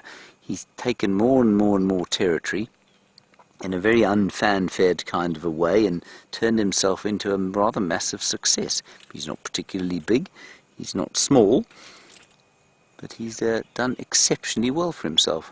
Wouldn't you say of him? Is he your favourite? Quite the entrepreneur. He's an entrepreneur. And he's enjoying some well-earned rest. I don't know about his injury. I know we haven't seen him move, other than to see him cleaning himself. So I don't think we're necessarily we're not going to leave him. We're going to stay here for as long as we can and see what he does. But he's got a big fat belly, so he's full. His coat looks to be in good condition to me. So even if his leg is in a pretty bad way, he's certainly not struggling to find things to eat. He is, of course, been pilfering from his son and daughter and erstwhile consort, the great Queen Karula.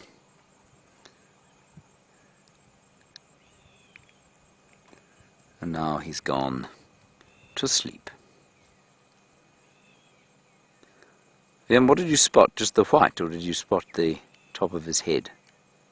Basically the big belly. The big white belly, yeah. I thought that might have been what you saw. Stunning. Very chilled, lying, hugging a piece of elephant dung. While he does that, let's go across to his consort, who is doing a lot more in the way of action. She's having a feed.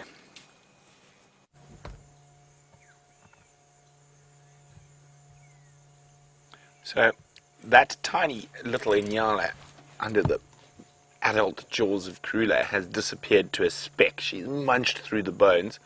She's fortunately just moved to where we can see her a bit better. I've lost sight of the cubs at the moment. They're in the thickets around her. But isn't that incredible? She's absolutely devoured it.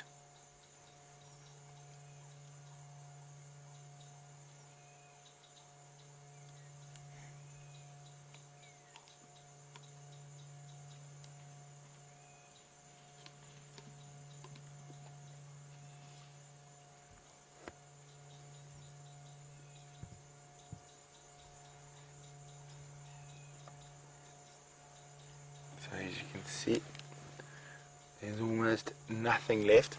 Oh, there we go. I've just spotted troublemaker number one. I'm not sure which one it is. Come out and up onto the left. Left. There we go. What are you stalking? Are you stalking some poor unsuspecting bird, or is it your sister? Oh no.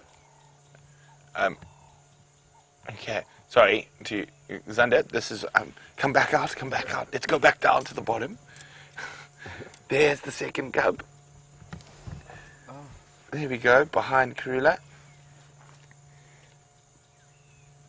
Finally decided to make an appearance. After the initial appearance, of course.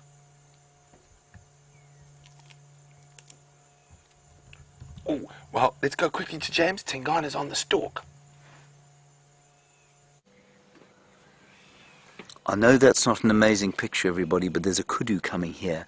Tingana's got up, and he's definitely heard or seen the kudu. Ooh, now he's growling. Do you hear that? Mm-hmm.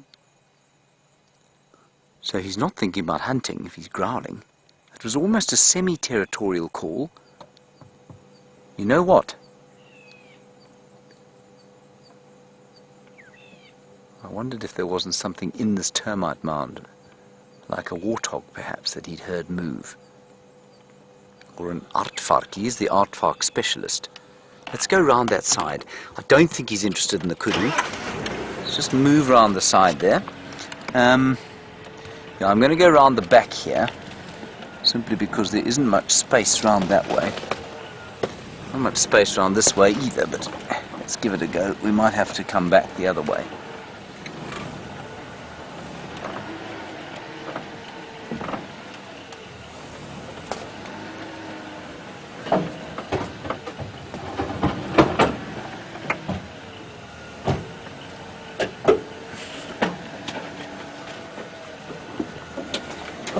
Elephants have made such a mess around the place that it's almost impossible to move vaguely quietly off-road. You see the kudu there, Wimpy? Nyala.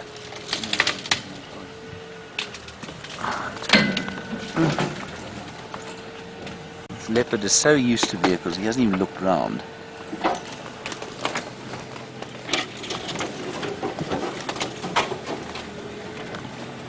There we are.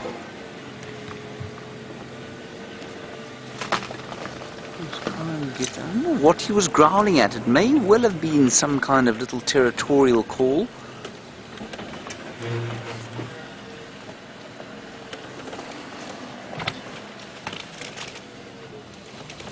Go, Brent. Brent is hailing me.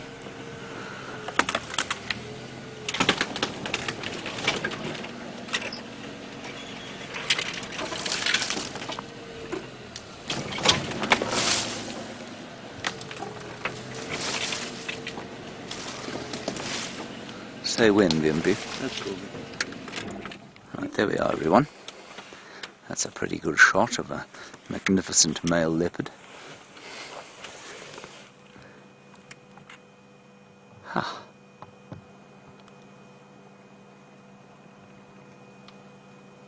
There's some elephants not too far from here. I can hear them crunching away, but that's not what he was growling at.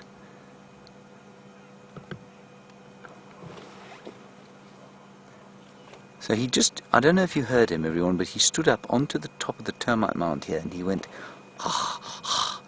two sort of sawing sounds, which sounded like the beginning parts of a territorial call. And then it all became too much for him and he decided he needed to sleep.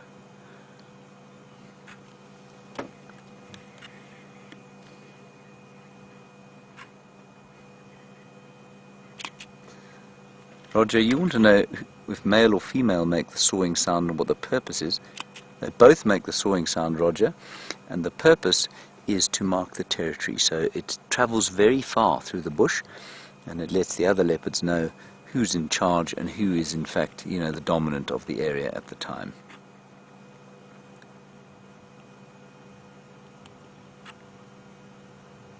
It's pretty effective, I think. They've got the same kind of vocal arrangement as the lions do, what that means is that they have what we call a not calcified, cartilaginous hyoid apparatus. You don't need to really understand what that means, but to realize that the voice box moves a lot when they call, and that's why it makes that incredibly loud rasping noise in the same way that lions and tigers do, and that differentiates them from most of the other cats.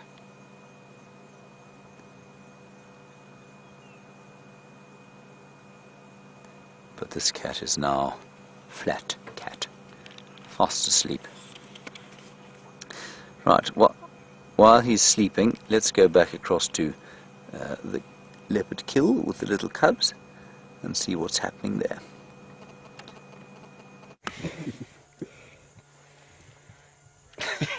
Well, look how fat Hosana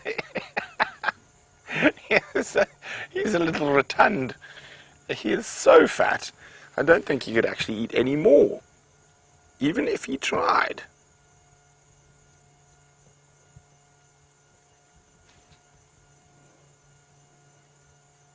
And there's Mom. He's finished off quite a bit of that little nyala. And is she going to chase the other child off? There we go, there's that chuffing. That's calling them, so she might move them. There's no food left.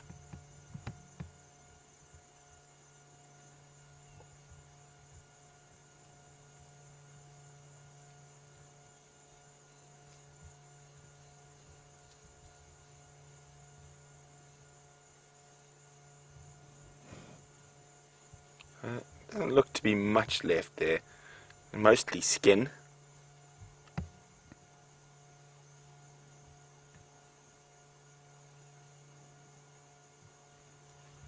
Oh, here comes trouble.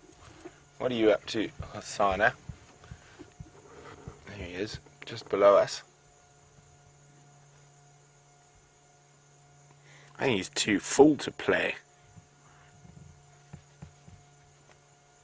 Between the impala and the nyala, he's had a good feed over the last little while.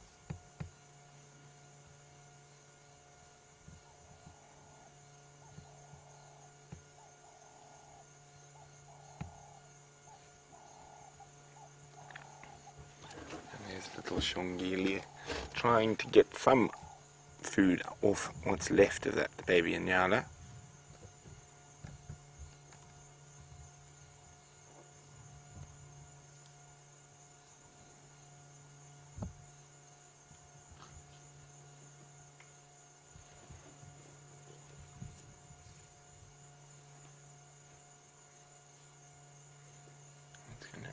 Oh, not much left on there at all.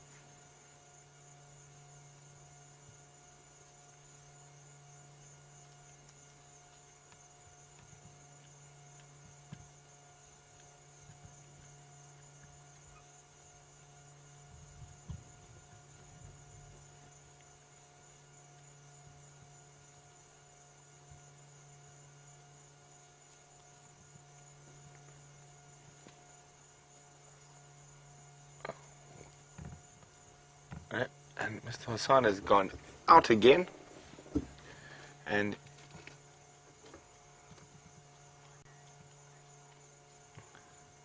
okay, so we're going to sit here and see what happens. I think they're going to move possibly quite shortly, but in the meantime, let's go have a look at Mr. Tingana using his nose.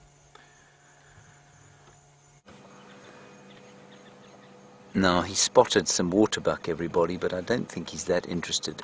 But just have a look at his face. They're all running now. There's some little ones there which he could catch, but he's semi-interested. He kind of saw them, lifted his head excitedly, and then, oh, there, he spotted a smaller one now. That's what he's looking at. It looks like a little dressage pony going across the clearings. They're totally unaware of either us or the fact that they're being watched by a highly impressive male leopard. Have you ever seen a leopard on a waterbuck kill, Wimpy? No, I don't think I have either. I haven't seen anything on a waterbuck. Very few things tend to eat waterbuck. And we think that's probably got to do with their musky smell and the glands that make the meat taste pretty yuck. But lions and hyenas will certainly eat them if they can. But Tingana, with his big fat full belly, obviously decided, me rather just lie here on the setting sun and look magnificent, for that is what I am. There you are.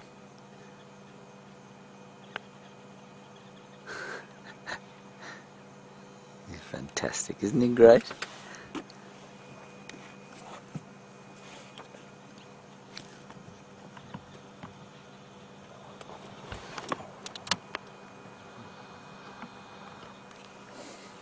What have you got there, Viam? Nyala. The nyala, moving slowly towards us. Tingana is listening every so often. His ears flick back towards where that nyala is coming, so he clearly knows it's there.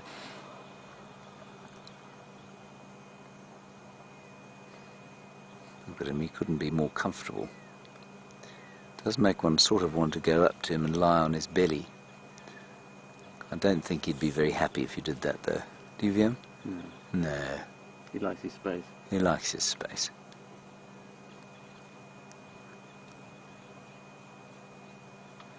Quite full. He's not panting. I think probably like Hosana's panting now. Apparently he is a big fat pig at the moment. But Tingana not panting particularly hard, which means I think the food that they ate last night was probably not that large. That said, he does have a fairly large white belly.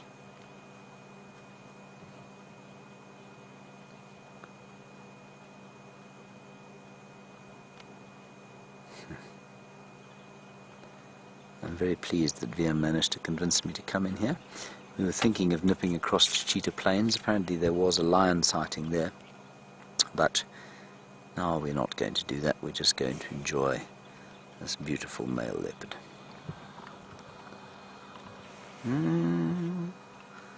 Nyala coming a little bit clearer. Two males. Beautiful. They're sort of skirting on the side, aren't they?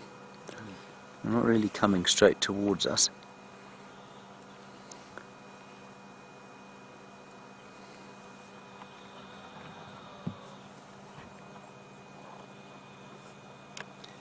And he's just lurking on the side of the termite mound, fast asleep now.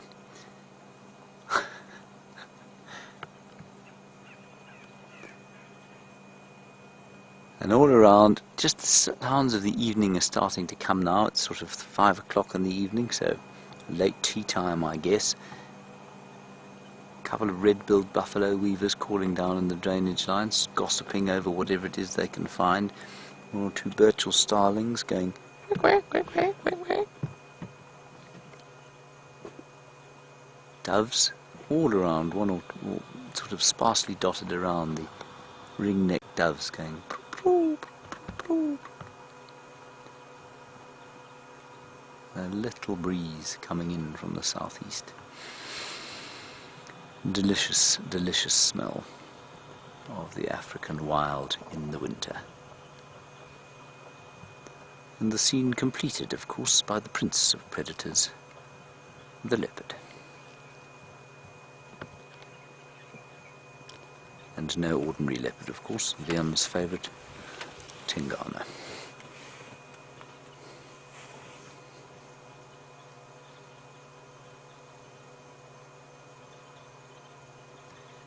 So I'm not convinced that he's going to try and hunt. That little growl that he made there indicates to me that he's probably going to do a little bit in the way of territorial marking tonight. I would like to see him walk, because I believe there was quite a lot of concern over the state of one of his back legs.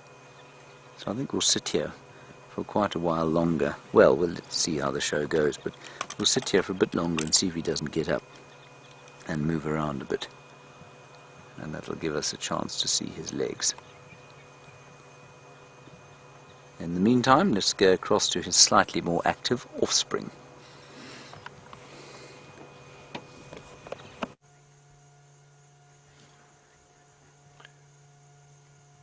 And Xongile is still feasting upon that tiny bit of a nyala that's left. Karula's moved and we can't see where she's lying down at the moment, but she is still here. And Hosana has disappeared on a wonder. We can't see him on camera from where we are here, but I'm sure he'll either come back or get called back by Mom.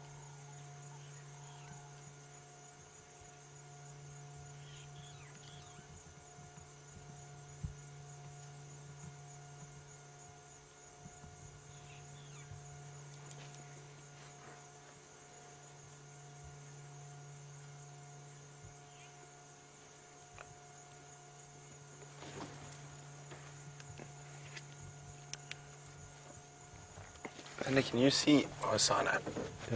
Is it a nice view? I don't think I can. No, Do I need to move?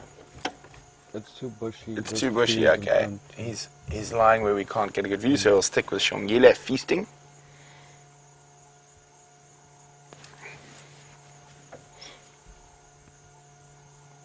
Now the sun is getting quite low, so we will stay for as long as we can. I can actually hear where James is from where I'm sitting. He's not far from me.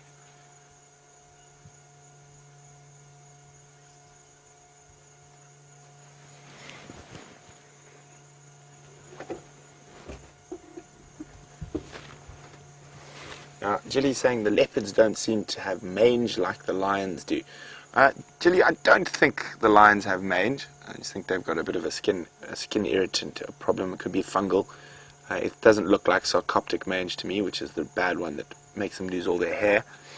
It's more likely to spread through an animal like a lion, being a social animal, because they come into contact with each other far more often than leopards do. And those contacts are often physical, lying on top of each other, aloe grooming, cleaning each other. So something like that will spread far easier through lions than leopards. But leopards can get mange. I have seen leopards with mange before. Is your tummy also full, madam? Not full enough yet.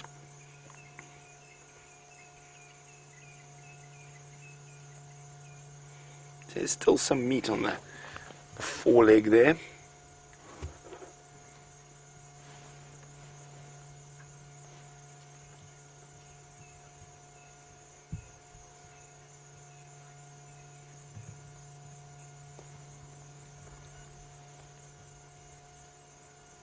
Look at that.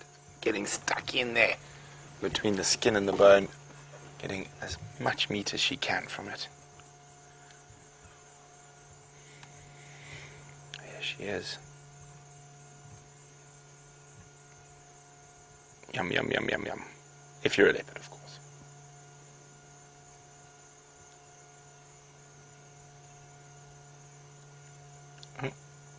Looks like she's looking right at us, which she probably is, just having a look what we're up to. Not that we have moved at all. We're still here, madam. Or little madam.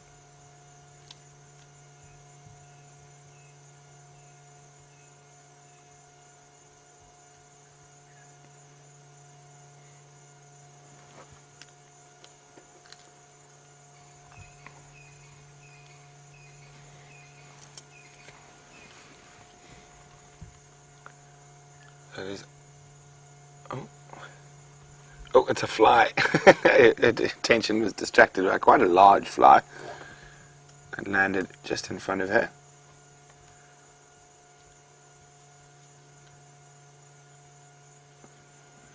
Now, the reason Karula hasn't hoisted this kill is probably because it's just so small that she knows that you're going to be able to finish it before any potential threats. Although Tingana is not far away. I'd say from where I heard James's vehicle, he's maybe 200 meters from me at the most. Oh, there's a fly again. She's not paying it as much attention. Also keeping a lookout, make sure her brother doesn't come barreling down again. And she's also got a very fat little tummy.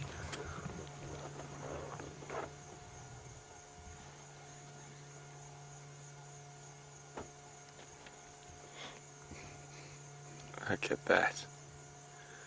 Just too sweet. Now, it's very seldom something can look cute eating another animal, but somehow these leopard cubs managed to pull it off. Oh, Hosana has been spotted. You hear that? That's around where he walked off to, and he's definitely been spotted by one of the little birds. Maybe he was trying to stalk it.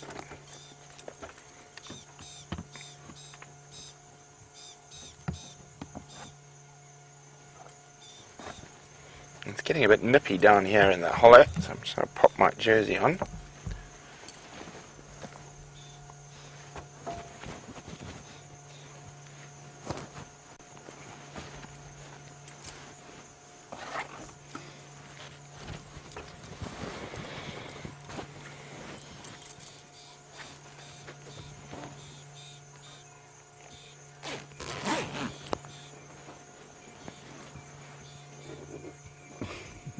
There you go, Xander. Apparently you're getting a lot of well dones. And it hasn't been the easiest first solo trip out here. Bashing and crashing, getting hooked on the odd acacia. But it is all worth it to spend this quality time with these incredible leopards.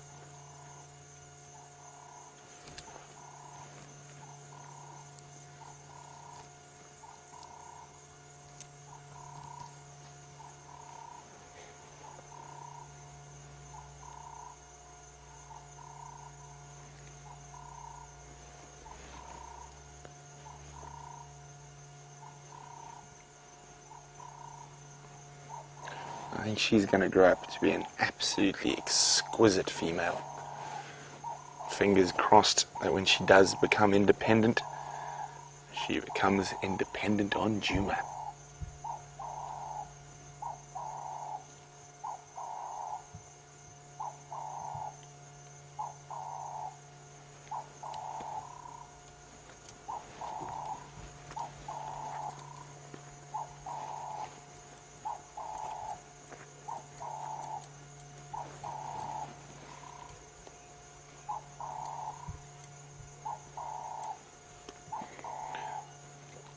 Well, we're going to stay here just to make sure and see what happens. And while we do that, let's go back to James, who's still with Mr. Fat Cat himself, Tingana. Now, Tingana moved the other side of the termite mound here, so we've moved again, and it's because he spotted some kudus. Well, actually he didn't. Wiem spotted the kudus there. Wiem is on fire. Then Wiem told Tingana about them, and he saw them, and he didn't want to be spotted by them, and I'm sure because they would have alarmed and alerted everything else to his presence. So he just snuck around to over there where he is now. And the nyala that were in the bushes here are now, well, they're a bit closer. They're not too far from here, and I'm sure he can hear them moving. But he doesn't seem to be too concerned about them, but he was not interested in being spotted by those kudu, which have now moved off. It's all just rather peaceful sitting here with Tingana as he nods off again. He and his offspring. Really astonishing we've had such amazing sightings of them.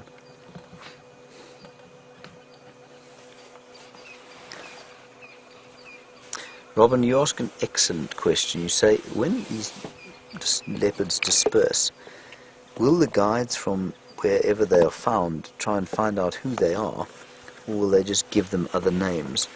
Robin, they almost certainly will try and find out who they are, especially in the Sabi sands. And that's certainly what happened with this fellow. I keep getting this mixed up, but I'm pretty sure it was Tingana, I think, comes from Lion Sands.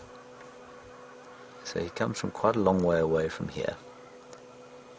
And he was sort of followed, his progress was followed through the Sabi sands, and eventually he ended up here. But we do know who he is because of that, so I think. And sometimes you have a situation where a random leopard will pitch up, and then, you know, especially in the days before there was so much photography, and suddenly someone would say, oh, well, you know, that's definitely the son of Mrs. Puffum and Brother T or something like that. I remember from 3 years ago. And of course there's absolutely no way you can do that. To recognize a leopard that's 3 years, you know, after a 3-year gap is almost impossible. And so I'm pretty sure that males do go into areas, and I'm pretty sure they'd be unrecognized in a large number of examples and perhaps be misidentified as animals that they are not. But in the Sabi Sands, because there's so much in the way of tourism going on here, there's a huge amount of activity. It'd be very difficult for a leopard, or unusual for a leopard, to just pitch up and no one to know who he was.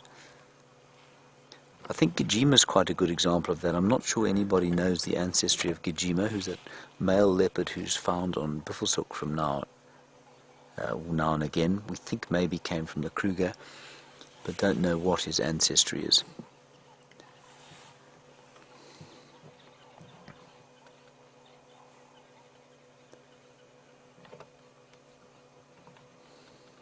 And he's now fast asleep.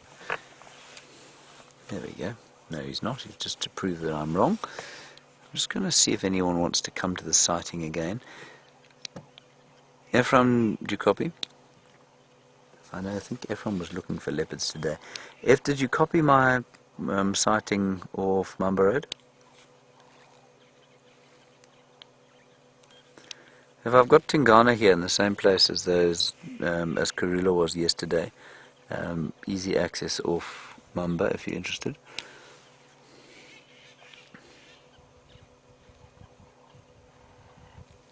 Yeah, then no one else is coming, so we just enjoy it ourselves. We've had 4 leopards to ourselves between Brent and I today. Marvellous. Thank you for Herbert for finding the first lot, and of course I'd love to take credit for this one, but I must hand that to the sharp eyes of Willem Doornbraak.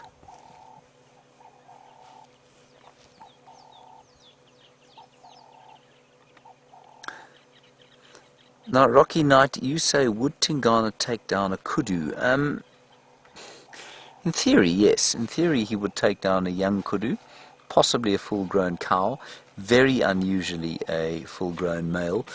I think you'll find in areas like the Eastern Cape where the bush is a bit thicker, in lots of areas, I think where there's not a lot of impala, there are not a lot of the way of sort of medium-sized antelope, the chances of them taking big things like kudu would be much larger.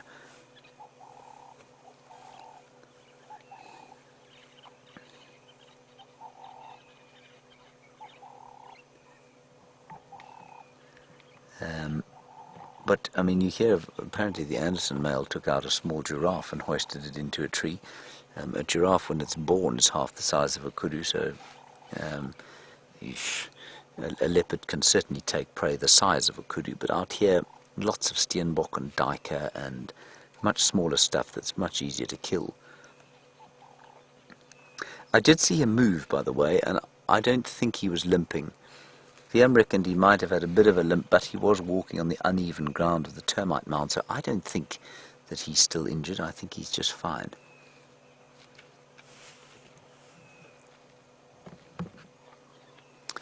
And slowly the sun has kind of set. We don't really have a shot of the sun, do we, Liam? We can always try. We can always try, yes. Very kind of you. There we are. The sun has gone down. Just too late. And like I say, I imagine Tingana might move this evening, do a bit of territorial marking, but he might also lurk about here. And apparently Karula, if I'm hearing Brent correctly, she's managed to kill 2 things where she is there, so he might just tootle along there and share dinner with the family again.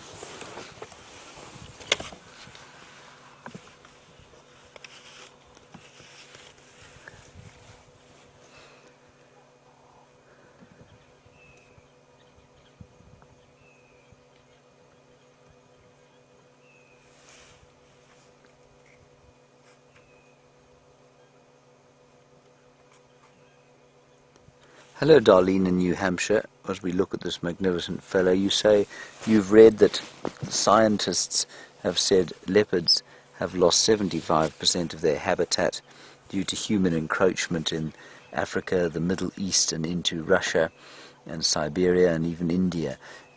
Is this true, and is it true that the reasons are that they aren't afforded the same concern as lions and cheetahs because they are so much more elusive? I'd say yes and no. Whenever I read something that says scientists say, I'm always slightly suspicious because, of course, anyone can define themselves as a scientist. Absolutely, I'd say 75% of their, at least 75% of their territory or previous range has been filled with human beings. But within that range, Darlene, they are remarkably resilient. Yes, there is absolutely fact, or certainly an indication. Let's see if he's... There we go. Isn't that wonderful? He is limping slightly, but I think it's his left front foot. No, his right front foot. Yeah, it's his right front foot, but he's okay. I don't think it's a train smash, a limp like that. All right, let's follow him. So, Darlene, yes, absolutely, their habitat is much, much diminished, but they are resilient. But yes, I've certainly read and I've heard from leopard researchers that it's difficult to tell exactly what their numbers are simply because they are so elusive. But they still extend, the same species of animal, all the way from the Cape into the whole of Africa, just about, all the way down into the Middle East, or up into the Middle East, and up into Russia, down into India, and then across to Siberia. So they are the most amazingly adaptable creatures.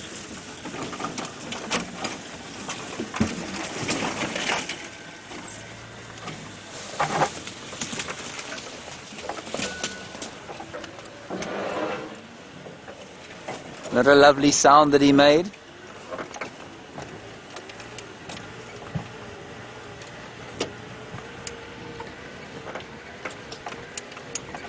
Let's just try and see if there's any withering of the muscle on that limp.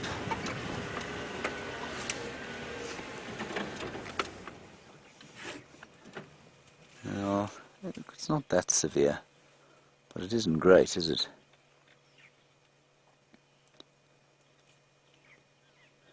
I think that's in his shoulder. I say that because he's not being careful about where he puts his foot. He's putting his foot down as he would normally, and then he's kind of lifting off the shoulder. So I think that's a muscular or joint issue that he's got in his shoulder, possibly in his elbow joint.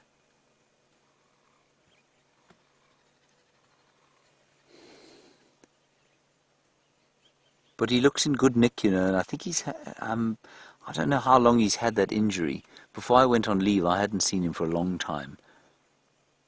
But he's certainly not skinny. He doesn't look to have lost too much muscle mass.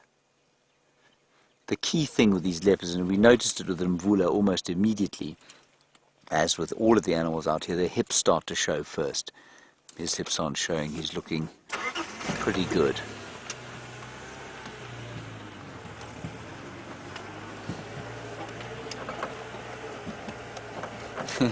And Susie, I know exactly what you mean. You say you can't remember ever seeing him not limping. I've definitely seen him with injuries to his back legs.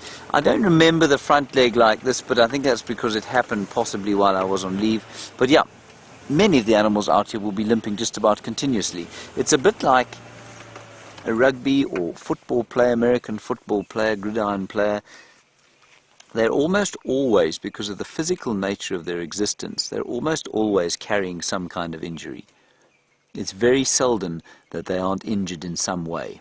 And I think it's much the same for the lions, the hyenas, the leopards, the animals that live these very physical lives. They have to kill to eat, which is inevitably dangerous, especially if they take anything larger than, say, a steenbok. Even a duiker can be a danger if they don't grab it properly. Can be a danger to an animal like this. So I think you'll find that most of them live with injuries that they recover from almost on a consistent basis. Let's see if he calls again now.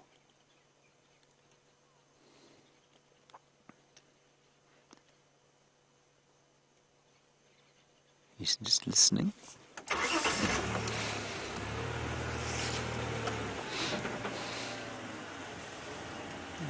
I just want to try and get a little bit closer to him, because if he does call again, I'll kill the engine. It'd just be lovely to hear that sound. It's not quite as loud as a lion's, but it is still pretty loud. And I think those nyala are just up ahead. See, as the bird started calling, going, the tail came up.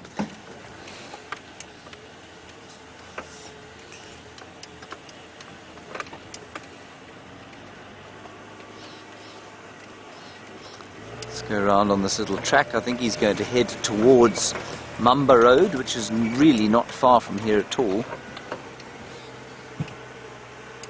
rather than bashing through there. Oh, the MP, I'm not doing you any favours here. Let's go a little bit further forward and see if we can't get a view through here. Right, let's just watch him go now. I know that's not the best view. We have had a great view, but what I want you to do is listen to the birds call.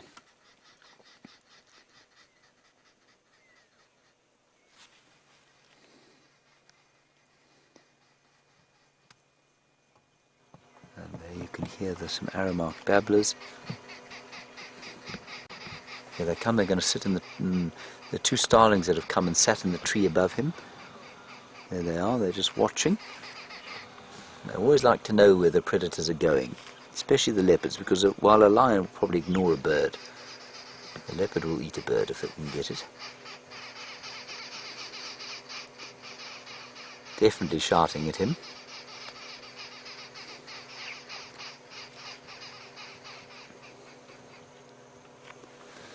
Alright, we'll move now. The road is just up ahead, so I'm going to take a chance. Sorry about that, BMP, you're right. And go around to the road. Sorry about the noise, everyone. I didn't really see that tree. And let's get onto the road, and then we don't need to go crashing through the bush. Well, that was my plan anyway. I failed with that one.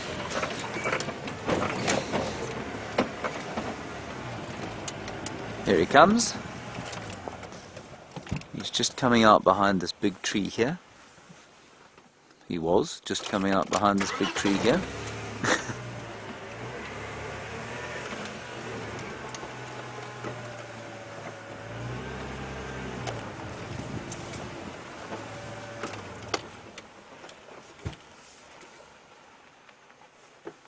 And apparently Brent has offered his assistance here. I think, given the static nature of the sighting, it's not necessary. But if he'd like to come and see Tingana, well, a waterbuck. Liam spotted a waterbuck on the left there. I think Tingana's relieving himself.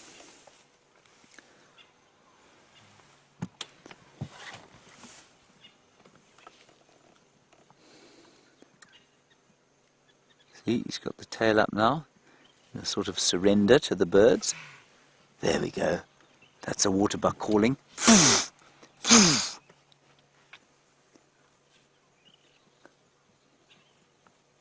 Tingana's not being at all careful here. He's out to mark his territory. He's going to spray on that tree now. Psst, psst. There he goes. Did he make that noise? Yes, I think so. So as the waterbuck went, whoosh, he went, ah.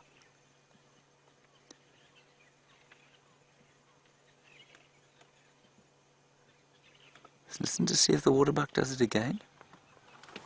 That's really interesting. I've never heard that before.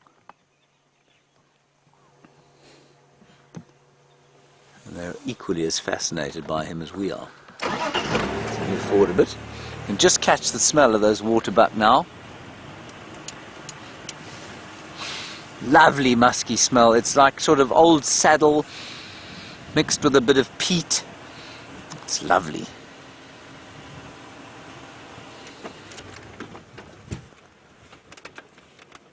Hello chaps. Lots of little waterbuck here. That would be pretty delicious for Tingana. And Tingana is now what? If you say 50 meters from them? There he's spraying on the guarri bush. And that apparently will smell like buttered popcorn, as opposed to these waterbuck which smell that really nice kind of smoky, leathery smell.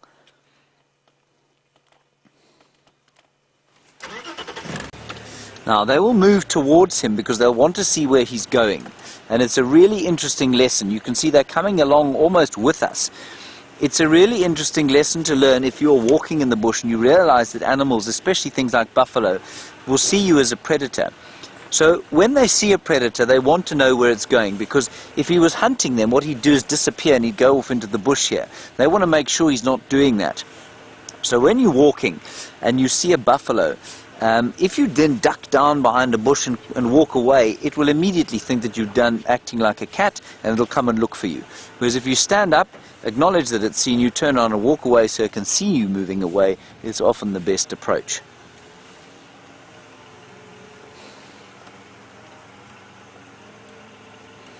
And we'll just gently follow him down the road here.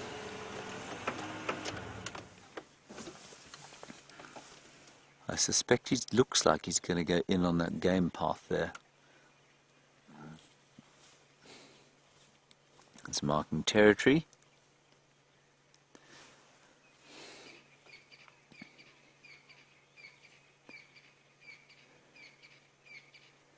Sorry, we are averting our eyes. It's almost like he's looking at us saying, please avert your eyes, I'm busy with something a little private here. There we are. Sorry about that, fellow.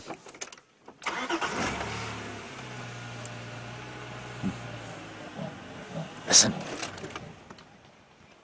Oh, that was a pathetic little attempt at a territorial call. We'll try and get it for you again. Tasha, Michelle, you want to know what that thing underneath his chin is. It's a dewlap, that's what we call it. It's a flap of skin, and I think its principal purpose is probably to protect his neck if he does happen to have a fight with another leopard. So I think that's the point of the dewlap. Just gives them some skin like some dogs have got, like a staffy or what other kind of dog a bull terrier would have. They've got that kind of really large flap of skin. I think he spotted some elephants in there.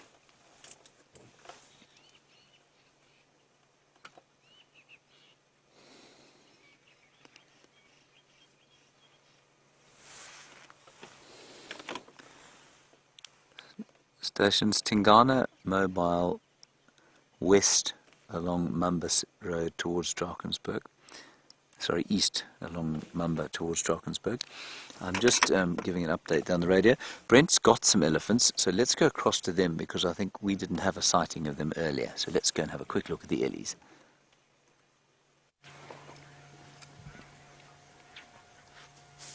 Oh, don't wander away as soon as we go live, you rude creature. That's a young Ellie bull. I did think I heard some more up ahead. So he's going to go into some seriously thick stuff now. Murphy's Law. He's been sitting so nicely for so long, but it did sound like there was some more up ahead, so we're going to move on and see if I can catch up with the other ones I could hear. Now, they sounded like they were just around the corner here, so hopefully they're there. They're not deep in the drainage, which is a sneaking suspicion I have. So as you can see, we've left Karula and the cubs, and it was getting dark, and Xongile actually finished that little nyala completely, so we decided it's time to leave them to themselves and have their nightly wanderings. Now, as we're heading towards darkness, our spotlights will come out, and Penny Pine is wondering now it seems like those ellies aren't here. Sorry, Penny, I'm back. You have my undivided attention now, Penny. When we shine the spotlight on different animals, do their eyes come up a different color depending on if they're predator or prey? No. Their eyes come a different color depending on the angle of the light. So depending on how the light hits them, depends on what color the eyes can be. So lion's eyes can be blue, green, silver, red, so can impire's. What we look for when we're using the spotlight is more shape or the width between the eyes. So some of the more and the movement, so the way the head's moving. Some of the more confusing ones that can catch you at night when you think it might be a predator. Duiker is a great one because they've got very feline-like movements for an antelope. Oh, excuse me. And the other, when it's only really when it's sitting down, or your larger antelope species, but specifically waterbuck and wildebeest, because they've got quite wide gaps between their eyes, which the predators often have as well. So sometimes a double take with a spotlight. Of course, with the smaller creatures, you can just tell by where they are height-wise. Now, we know where Tingana is. We know where Karula and the cubs are. So I will think the Nkahumas could have been around Vuyatela in the drainage line there. So I'm hoping that they might move out of there as it gets cooler. So I'm going to head towards that area. While we do that, let's stay with the magnificent beast that is our dominant male leopard, Tingana.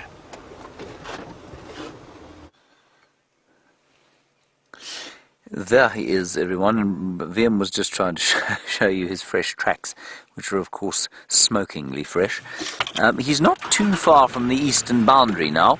He's going onto the road that we call Drakensberg Road, and just if he carries on going straight, he's going to cross the Cheetah Cut line into Torchwood about 200 meters from now.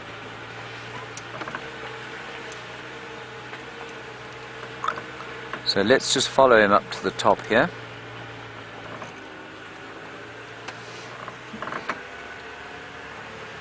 And then we'll see. But what a privilege to have spent this time with him, and of course with the Karula and her little ones. I'll turn off as soon as he looks to listen, because I do sometimes feel like the vehicle noise does affect them.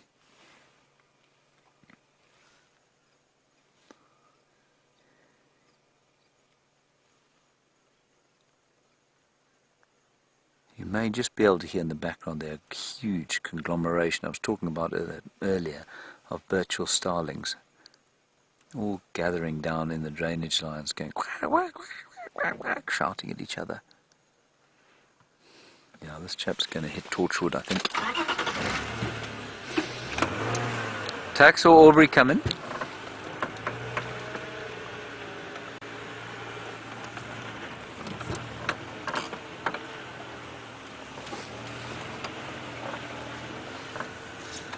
I just think it'd be a pity if we didn't hand him over to somebody as he crossed into Torchwood. Tax on or Aubrey coming.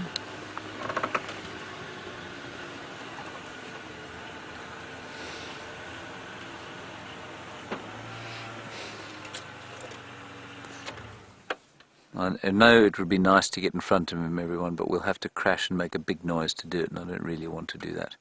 It's such a nice sighting of him.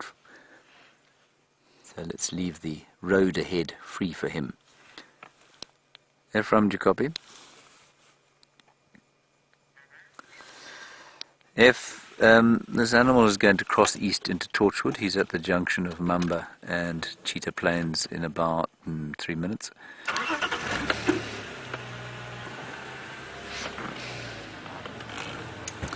Okay, copy. Nobody close enough by. So we'll just watch him till he disappears into Torchwood. Dave, Tingana is about to cross east into Cheetah Plains from Mamba Road.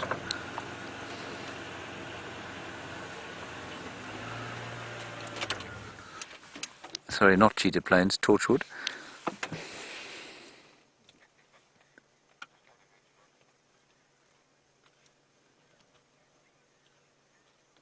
Just lifts his head every so often and listens.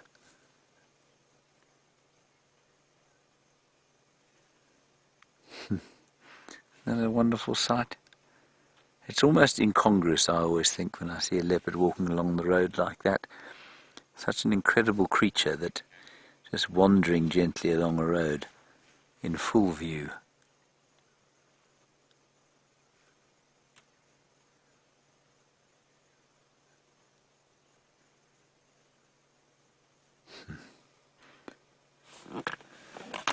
Walking through a little cathedral of trees there.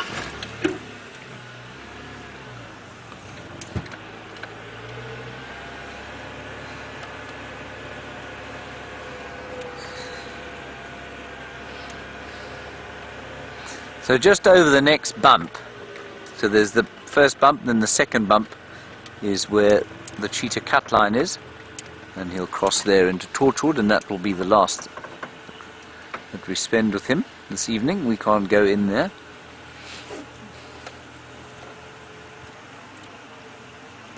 I might try and nip past him. No, I'm not going to do it. We've had a great frontal view of him, so I'm just going to let him walk there without the disturbance.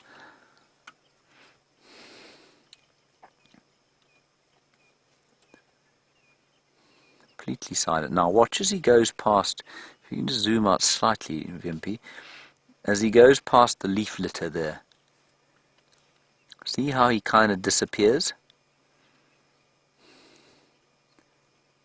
Much more difficult to see when he's walking through vegetation or over vegetation like that. And of course if he was hunting, he'd be in thicker bush. There we go. We won't get close to him this time. Remember, he gave us a dirty look last time he was doing this and we were following him.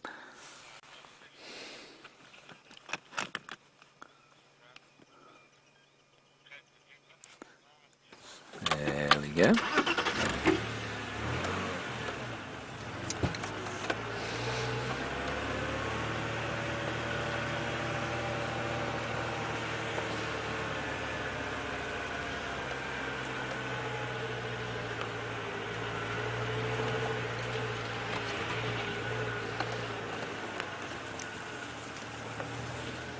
Just going to help Gert get in here. Go ahead.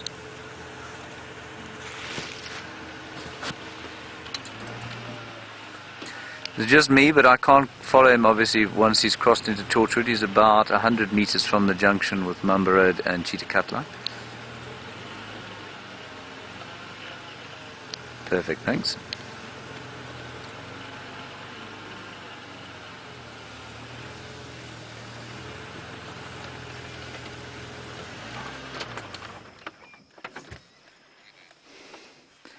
It's our pleasure, Dave. It's been good to have you back. That's just very kind thanks from Dave Cruz at Buffelshoek for all the sightings we've had here at Vuyatela. He's thanked WildEarth, but I think we were largely blessed with a massive amount of luck over the last few days.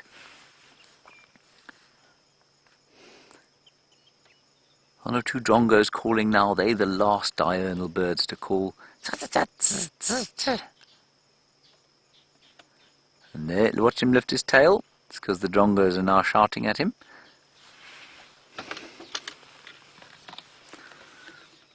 Gert is going to pop out in front of you if you drive another 30 meters. Just stand by, he'll come out of the junction right now.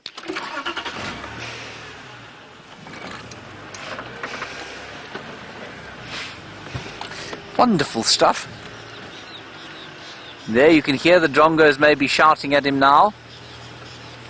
And see how he's lifted his tail in kind of surrender.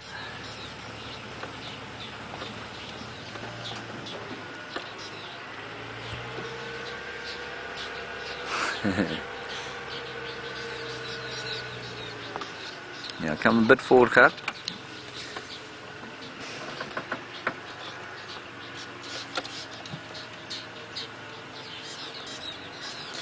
Elaine Cole, you want to know how old he is and if his limp could be due to age. Elaine, he's only 9, which means he's pretty much in his prime. So no, his limp is highly, highly unlikely to be due to age. I think it's far more likely to be due to an injury sustained either while trying to defend a kill or most likely from actually making a kill.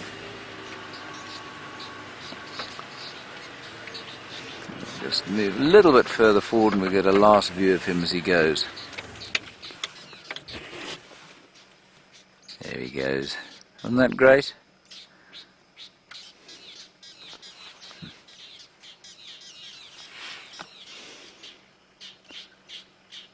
Those drongos going crazy.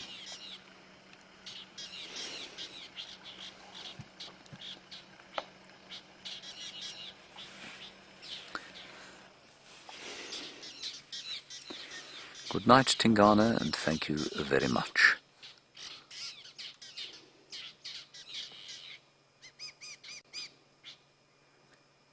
Yeah, I mean, the limp is not...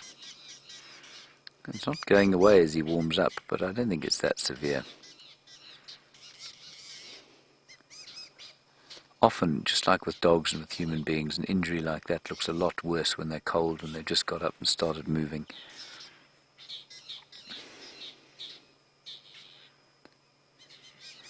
He's almost like he's turned round to say, "You're not coming with me."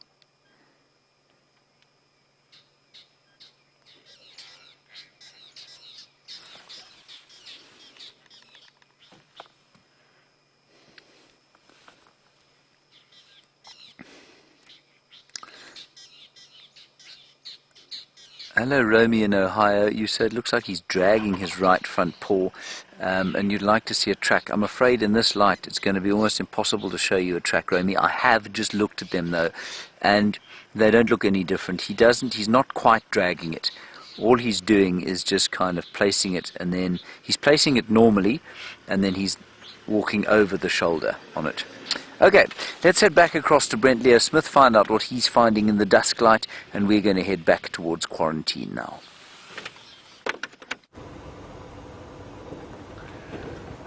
Now, I'm quite sure some of you are wondering why I have a cable tie in my mouth. It's so I don't lose it. I tend to lose things. So while driving, I needed a cable tie. And why I need a cable tie, you might ask? It's because I am on our way to the camera trap, and I know everyone, including myself, is very excited to see what we've caught upon it, but I want to put it back in the same spot, and I need the cable tie to make sure it stays there.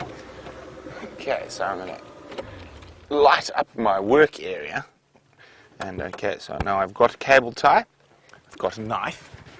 Now, do I have the very important third piece? I do, a spare memory card. Okay, let's do this. I wonder what's on the camera trap. So we're going to find out tonight, and if I do have any incredible little videos, I will try to post them. Otherwise, I'll put them onto my iPad and we can have a closer look at them in the morning. Okay. Let's make sure. Oh, see, I nearly lost the cable tie already. Okay, so let's make sure memory card is safe. And take the knife. Cut the last cable tie. Voila. So, for those of you who might wonder why my camera trap is in a steel box, it's to make sure the hyenas don't eat it to pieces. Now the moment of truth, switch it off, go back to setup mode. How many videos are there or pictures? Oh dear, I think a herd of impala must have sat here for half a day. There are 1,114 files to go through. So that's going to be fun. Okay, that's a challenge. So it might take me more than a day to get through all of them. Take that one out.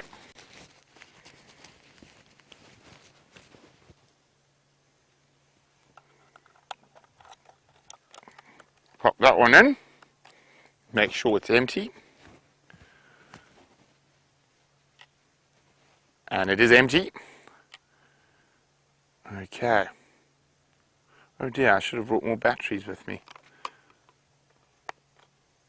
Oh, we'll give it a go. Actually, no, I'm going to take it back with me now on second thoughts because the batteries are flat, they need to be charged. Okay. So, remember, you may have your cable tie back. There we go, sir. And I've got the broken cable tie, so we don't leave any rubbish in the bush. Let's pop those over there, and let's continue on to see what we can find. In this glorious dusk, you can see the incredible colour out there. Oh, I do love living in the bush.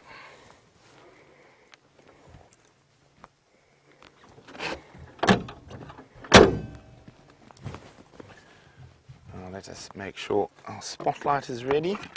Indeed it is. Only managed to catch one radio cable. That's a near miracle.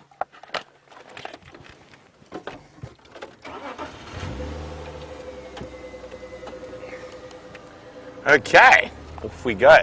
1,114. I definitely wasn't expecting that many. So, come on guys, who knows what's on there? I'm pretty sure they're impala. But let's go past the impala, the zebra, the normal things. Wonder what wonderful nocturnal creatures might be on there.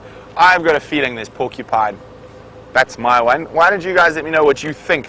What special creature might be on that camera trap? Let me know, hashtag Safari Live or questions at wildearth.tv. What is that rattle there?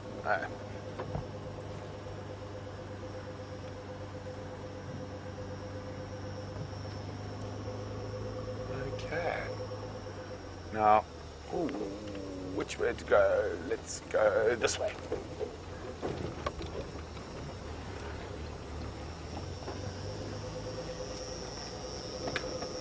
So Julia Smith says, are we doing a Facebook rap tonight? Oh, Julia, I don't know. I think you should ask James.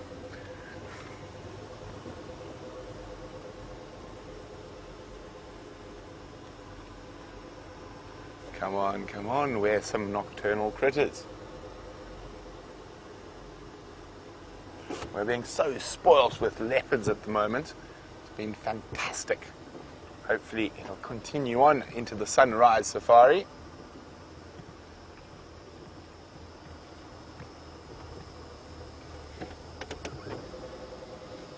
Sorry, Xander, there's something that is squeaking behind you that is going to make me lose my mind. I think it's actually in the aerial. Sorry about this, guys. So you just hear this. Is it that? Okay, we'll have to fix it later. Oh, it sounds like there's a cricket in my ear. No, well, we'll figure it out just now.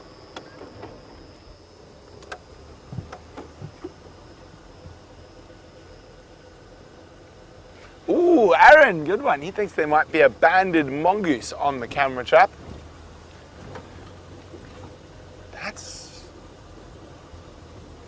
possible. It was dark. I didn't look at the tracks there as I took it down, but it is possible.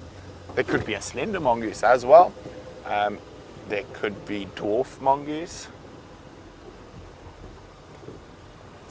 Safari Dean says a honey badger. I think it's a strong possibility.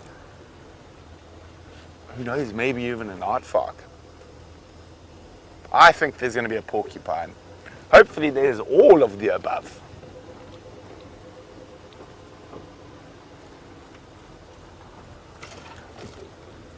Pretty sure there's probably the odd hyena.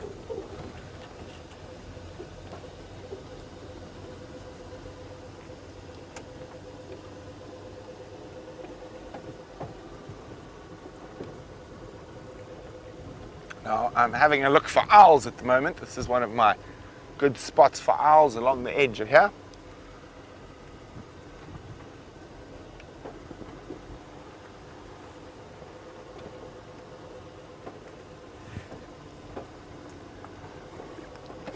Well, hello Joey in Australia. Joey thinks we'll see a civet, and also it's Joey's 15th birthday. Well, happy birthday, Joey, from the whole Safari Live crew. And also, Joey, all the best people are born in August. It's just one of those things.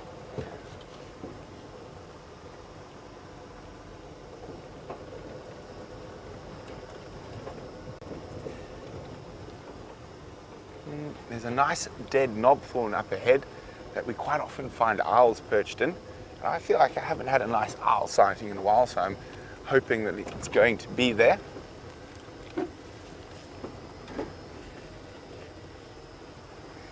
Oh dear, nothing in the tree.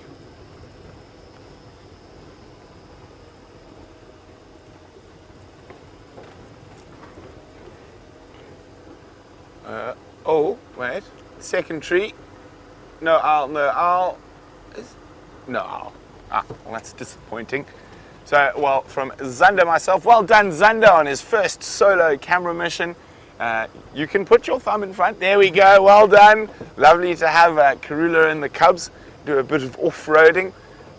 and of course, thanks to everyone in Final Control. And it's always a pleasure driving with the highly entertaining Commander Bond on the other vehicle, and I'm sure you thoroughly enjoyed that. So from Xander and myself, we're going to say bonne nuit and send you across to James.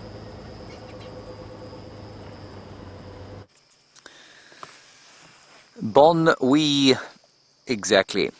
There is a planet. There's the only planet that this camera is able to film because it is so very bright. I think it's Venus. I haven't checked a star chart for a little while, but I'm pretty sure that's what it is. It's either Venus or Jupiter. But just look at the dying embers of the day there on the horizon. And I've got to tell you, to get VM to film a landscape like that for any length of time is difficult. So it must be particularly impressive if he's done that. Right, let us carry on. I haven't even taken the spotlight out, you know. Switch all the lights on. Ooh, find a gear that works. And we'll just do a little bit of shining. Spotlight, see if we can see anything on the last few minutes. We're heading down to the twinkling lights of WildEarth in front of us. It's always such a lovely time of the day because it's, I don't know, there's something comforting about the twinkling lights of a camp as the night falls over the wilderness. I suppose safe in the knowledge that you, unlike the impala and the nyala and the wildebeest and the other animals out here, are going to have to spend the next sort of 12 hours absolutely terrified that something's going to leap on their backs.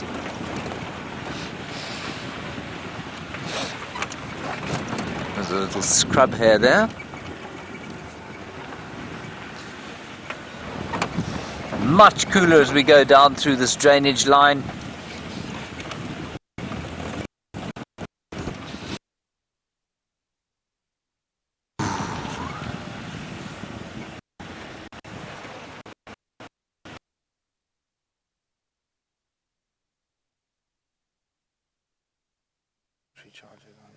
I got another one. Brent, they're coming to us. Okay.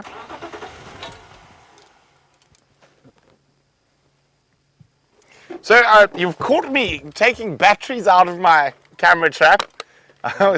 We're rolling forward. As you can see, we're nearly back home, and I was going to pop the batteries in the charger.